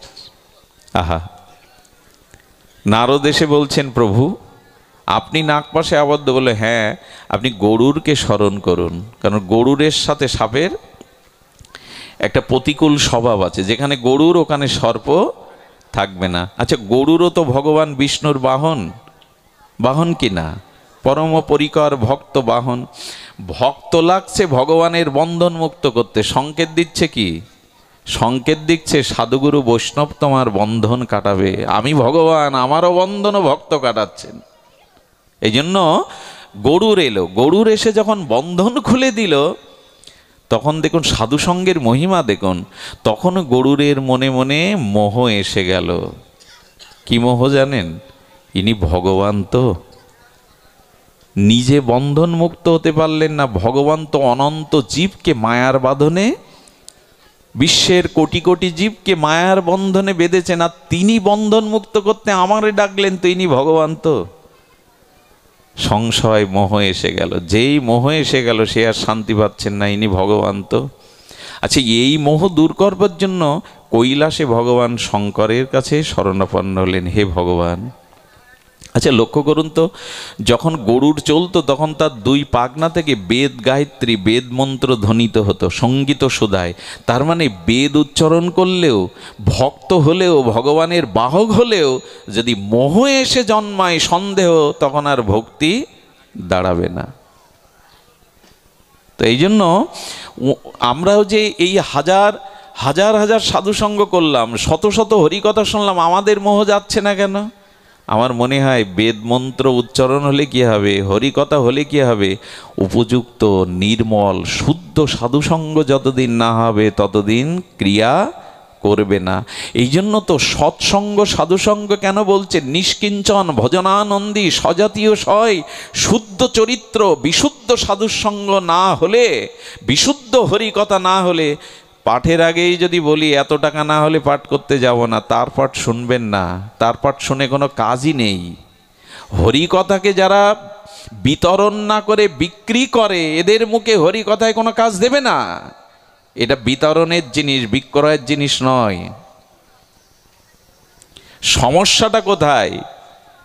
লব মাত্র সাধুসঙ্গে সর্বসিদ্ধি হয়, এক সেকেন্ডকে 11 ভাগ করলে তার যে সময়টুকু সঙ্গ করলে সর্বসিদ্ধি হয়, তো এত সাধু সঙ্গ করছি, চিত্তবৃত্তি শুদ্ধ হচ্ছে না কেন আমাদের? এত হরি কথার প্লাবন বইছে, আমাদের চিত্ত শুদ্ধি হচ্ছে না কেন?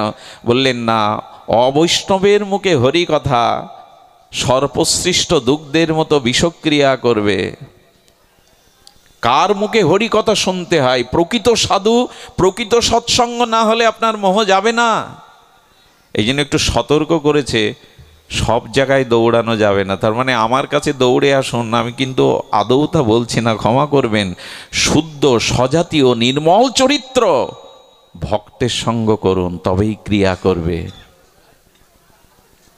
তবেই ক্রিয়া। হই হুল্লোড় করে সব জায়গায় ছোটার কথা বলেনি। সজাতীয় সয় স্নিগ্ধ ভজনানন্দী শুদ্ধ যার অনুভূতি আছে তার পাশে গিয়ে বসুন, সংক্রামিত হবে। ভগবান শঙ্করের কাছে গিয়ে বললেন, আমার মোহ এসেছে, উনি ভগবান তো। আচ্ছা, ভগবান শঙ্কর বৈষ্ণবানাং যথাসম্ভু, ভগবান বৈষ্ণবগণের মধ্যে অন্যতম, হর হরি অভেদাত্মা। সেই ভগবান শঙ্কর বললেন, গরুর তোমার মোহ আমিও দূর করতে সক্ষম নই। পারেন, কিন্তু উনি পারেন না, কিন্তু সিদ্ধান্ত জানাচ্ছেন জগৎকে যে মোহ কোথায় দূর হয়, কার কাছে গেলে দূর হয়। ভগবান শঙ্কর বললেন, তবে মোহ দূর করবার জন্য আমি তোমাকে তত্ত্বজ্ঞ সাধুর সন্ধান দিতে পারি, সাধু সঙ্গে যাও। এই দেখুন, শঙ্করও দেখিয়ে দিচ্ছেন। বলেন, চলে যাও নীলগিরিতে, ওখানে কাক ভূষণ্ডী নীলগিরিতে বসে হরি কথা, মহৎ ব্রহ্মশি ব্রহ্মজ্ঞ পুরুষের সাথে হরি কথা বলছেন, ওখানে গেলেই তোমার মোহ দূর হবে। ভগবান শঙ্করও দেখিয়ে দিচ্ছেন তত্ত্বজ্ঞ সাধু সঙ্গের কথা। এখানে আসতে হবে। সাধু সঙ্গ মহৎ কৃপা ছাড়া এই জীবনে এক পাও আপনি প্রগতি ভক্তির পথে এগিয়ে যেতে পারবেন না। আজ পর্যন্ত যার যেটুকু করুণা হয়েছে ভক্তিপথে, এগুলো গুরু কৃপা, সাধু কৃপা, বৈষ্ণব কৃপা, ভগবত কৃপা ছাড়া এক পাও এগিয়ে যাওয়ার কারো কোনো সামর্থ্যই নেই। সিদ্ধান্ত ভগবানও পাঠাচ্ছেন সাধুর কাছে। এই কাক ভূষণ্ডী ইনি ব্রহ্মজ্ঞ, আর ব্রহ্মর্ষিদের নিয়ে এখানে নীলগিরিতে বসে হরিকথা বলছেন। কি বলবো, গরুর উড়ে যেতে যেতে 3 কিলোমিটার দূরের ওই সাধু সঙ্গের গায়ের বাতাসে মিশে যখন ওর গায়ে লেগেছে 3 কিলোমিটার দূরে, তখনই ওর মোহ অর্ধেক নষ্ট হয়ে গেছে। গরুর তখন প্রণাম করে বলছেন, যার বাতাসে 3 কিলোমিটার দূরেও মোহ নষ্ট হয়, না জানি তার সঙ্গে, তার শ্রীমুখে হরিকথা শুনলে কি জাতীয় ভক্তি হয়। এই জন্য সাধু সঙ্গেই যেতে হবে, মহৎ সঙ্গেই যেতে হবে। এটাই হলো আমাদের বসবাস করার স্থান। যে সাধু সঙ্গ তো রাত দিন করতে পারবেন না, কিন্তু মনে মনে স্মরণে স্মরণে আপনি ব্রজবাস করবেন, সাধু সঙ্গে বাস করবেন। সাধু সঙ্গ করলে একটা ফল হতে পারে। আমাকে অনেকে প্রশ্ন করেন, এভাবে রাত রাত দিন রাত ছুটছো, এর ফল কি? আমি বলি, এটা আমার মনে বিশ্বাস আছে, জানো, যেদিন মৃত্যু এসে কাছে দেখা দেবে, যেদিনে শরীর অসাড় হয়ে যাবে, বাহু স্মৃতি থাকবে না, সেদিন যদি মনে পড়ে তারাশীতে এইসব ভক্তগণের মাঝে এমনি করে একদিন সঙ্গ করেছিলাম, ওই স্মৃতি যদি আসে, ওই স্মৃতি যদি স্পর্শ করে, তো পার হয়ে গেলাম। মানুষ টাকা পয়সা সঞ্চয় করে বৃদ্ধ বয়সে বাড়ি বসে বসে সেই ধন উপভোগ করে, সেই ধন ভাঙিয়ে উপভোগ করে। তেমনি সাধু সঙ্গ সারা জীবন ধরে করলে মৃত্যুর সময় যদি একবার ওই সাধুর মুখখানা, শ্রীগুরুর মুখ, ওই সাধু সঙ্গের কথা স্মৃতিপটে মনে আসে, আপনি সাধু স্মরণ করলেই পার হয়ে গেলেন। এই জন্য অবস্থান করতে হবে, বাস করতে হবে সাধু সঙ্গে, মহৎ সঙ্গে। এই সাধু সঙ্গের অপর মহিমা, অপরের মহিমা স্বয়ং ভগবানও। আর জগতে যেখানে ভক্তগণ মিলিত হয়ে ভগবানের দিব্য গুণগাথা আস্বাদন করেন, ভগবানও সেই স্থান পরিত্যাগ করেন না, সেই স্থানে গিয়ে উপনীত হন। এই জন্য আমাদের বাস করতে হবে সাধু সঙ্গ হরিকথাতে। এর মধ্যে যতদিন আছি, এটা লক্ষণের গণ্ডির মতো, এই গণ্ডির মধ্যে সাধু সঙ্গ হরিকথার মধ্যে যতক্ষণ আমরা আছি, যতদিন আছি, আমাদের রাবণ রূপ আর কেউ বিষয় এসে হরণ করতে পারবে না। সাধু সঙ্গেই বাস। কবে হবে রাধাকুণ্ডে বাস? কবে হবে সাধু সঙ্গে বাস। তাই মরমী ভক্তগণ প্রভাতে ভগবানের কাছেই প্রার্থনা করেন, প্রভু তোমাকে পায় আর না পায় নিত্য সাধু সঙ্গ দিও। প্রভু তোমাকে পায় আর না পায় আমাকে নিত্য সাধু সঙ্গ দিও, যাতে তোমার শুদ্ধ ভক্ত সঙ্গ পেয়ে আর তোমাতে ভক্তি হয়। ভক্তি ভগবান দিবেন না, ভক্তি ভক্তই দেন। ভক্তি সম্পদটা ভগবানের হলেও সেটা ভক্তের হৃদয়ে দিয়ে দিয়েছেন। তাই ভক্তি পাওয়ার একমাত্র উপায় সাধু সঙ্গ, ভক্ত সঙ্গ। এছাড়া দ্বিতীয় কোনো পথ খোলাই নেই। সাধু সঙ্গের কি মহিমা আপনাদের কি বলবো। শুদ্ধ সাধু সঙ্গ যদি একদিনও পেয়ে যান, এক ক্ষণিক মাত্র পেয়ে যান, সেই লক্ষ্য হীরার কথা মনে আছে? বেনাপোল পাটবাড়িতে গভীর জঙ্গলে নামাচার্য হরিদাস ঠাকুর 3 লক্ষ নাম করেন। বাইরে তেমন যান না, যা কিছু দিয়ে যায় সন্ধ্যার সময় দুমুষ্টি ভিক্ষা করে তাই পান। রামচন্দ্র জমিদার রাজা রামচন্দ্র খান, তার প্রকোপ গেল। নেংটি পরা সাধু, সবাই তাকে প্রণাম করে, সবাই তাকে শ্রদ্ধা করে। আমি জমিদার, আমি রাজা, আমাকে তেমন কেউ শ্রদ্ধা করে না, দাও ঘর ভেঙে দাও, পুড়িয়ে দাও। কোনো কিছুতে যখন কাজ হলো না, তখন লক্ষ্য হীরাকে পাঠালো। লক্ষ্য হীরা বেশ্যাকে ওর চরিত্র হনন করে করে কলঙ্ক দিয়ে তাড়িয়ে দাও। এই দেখুন সাধু সঙ্গের মহিমা। লক্ষ্য হীরা নাম কেন জানেন? 1 লক্ষ হীরা একত্রিত করলে যে জ্যোতি প্রকাশ হয়, ও রূপের মধ্যে তেমন জ্যোতি ছিল। ভাববেন না রাজা ওই নেংটি পরা সাধুকে আমি 3 দিন সময় নিচ্ছি, ওকে কলঙ্কিত করে তাড়াবো। কত জমিদারকে পথে নামালাম, কতজনকে আমি পথে নামিয়ে নিলাম, চিন্তা করবেন না, 3 দিন ভার নিন। লক্ষ্য হীরা প্রথম দিন গেল, ঠাকুর হরিদাস নাম জপ করছে। দেখলো যে লক্ষ্য হীরা এসেছে, ইশারায় বলছেন বসো। বিড়বিড় করে বললেন, আমার একটা কাজ আছে, এটা সম্পন্ন হলে আমি তোমার কথা শুনব। কিন্তু নাম করতে করতে ভোর হয়ে গেল। পরের দিন আবার এসেছে, কালকে তুমি ফিরে গেছো, কষ্ট পেয়েছো, আজ আমার কাজ সমাপ্ত হলে আমি অবশ্যই তোমার কথা শুনবো, তুমি বসো। সেদিনও চলে গেল। আচ্ছা, এই বসিয়ে রাখছেন কেন হরিদাস? ওই যে নাম চলছে আর ওনার অঙ্গের দিকে দৃষ্টি দিচ্ছে না। তৃতীয় দিন কি হয়েছে জানেন? ওই গায়ের বাতাস সংক্রামিত জীবাণুর মতো ভক্তি বীজাণুর মধ্যে প্রবেশ করে তৃতীয় দিন ভাবছে, ও এই নেংটি পরা নিষ্কিঞ্চন ত্যাগী সাধু মনে হয় আমার এই জৌলুস, আমার এই ভালো অলংকার পোশাক ভালো লাগে না, আজ আমি ওর মতো গেরুয়া পরে যাব, অলংকার ছাড়িয়ে যাব।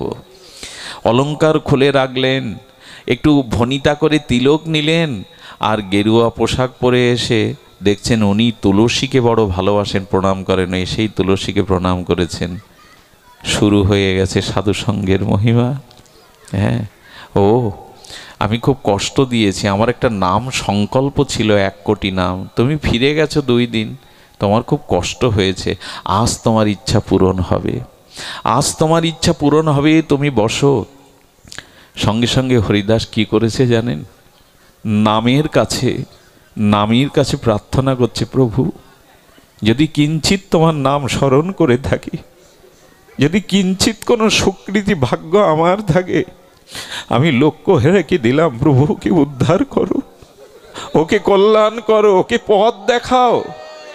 নামের কাছে হরিদাস প্রার্থনা করছে। একটা কথা বলি, কোনো বিশুদ্ধ ভগবানের প্রিয় ভক্ত যদি কারো জন্য প্রার্থনা করে না ভগবানের কাছে, সঙ্গে সঙ্গে সেই প্রার্থনাটা ভগবান মঞ্জুর করে নেন। কোনো শুদ্ধ ভক্ত যদি কারো জন্য প্রার্থনা করে, ভগবান ওটা সঙ্গে সঙ্গে গ্রহণ করে নেন। লক্ষ্য হীরার জন্য প্রার্থনা করছেন। দেখুন, একেই বলে সাধু, একেই বলে ভক্ত। প্রভু আমি কিঞ্চিত তোমার নাম ও সুধা যদি জপ করে থাকি, তুমি করুণা করে আমার যা কিছু আমি লক্ষ্য হীরাকে দিলাম, তুমি ওকে উদ্ধার করো। এই না হলে ভক্ত। ভোরের আলো ফোটার সাথে সাথে লক্ষ্য হীরার ভেতরে সেই কামনা বাসনা অন্ধকার দূর হতে লাগলো।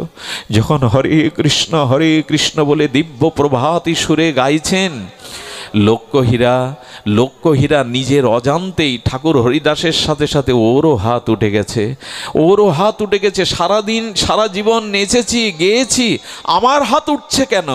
ওগো তোমার হাত উঠছে না, ভক্তের কৃপা শক্তি, সাধু সঙ্গ শক্তি ওর মধ্যে প্রবেশ করেছে।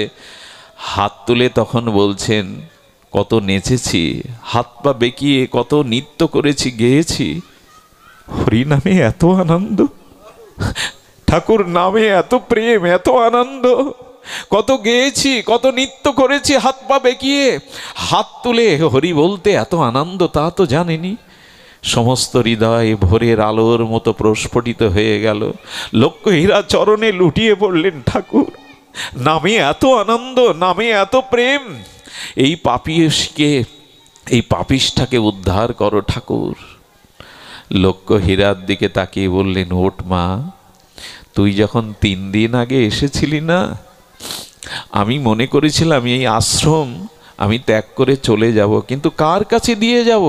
তাই কৃষ্ণই তোকে পাঠিয়েছে মা, তুই আসিসনি, কৃষ্ণই তোকে পাঠিয়েছে মা।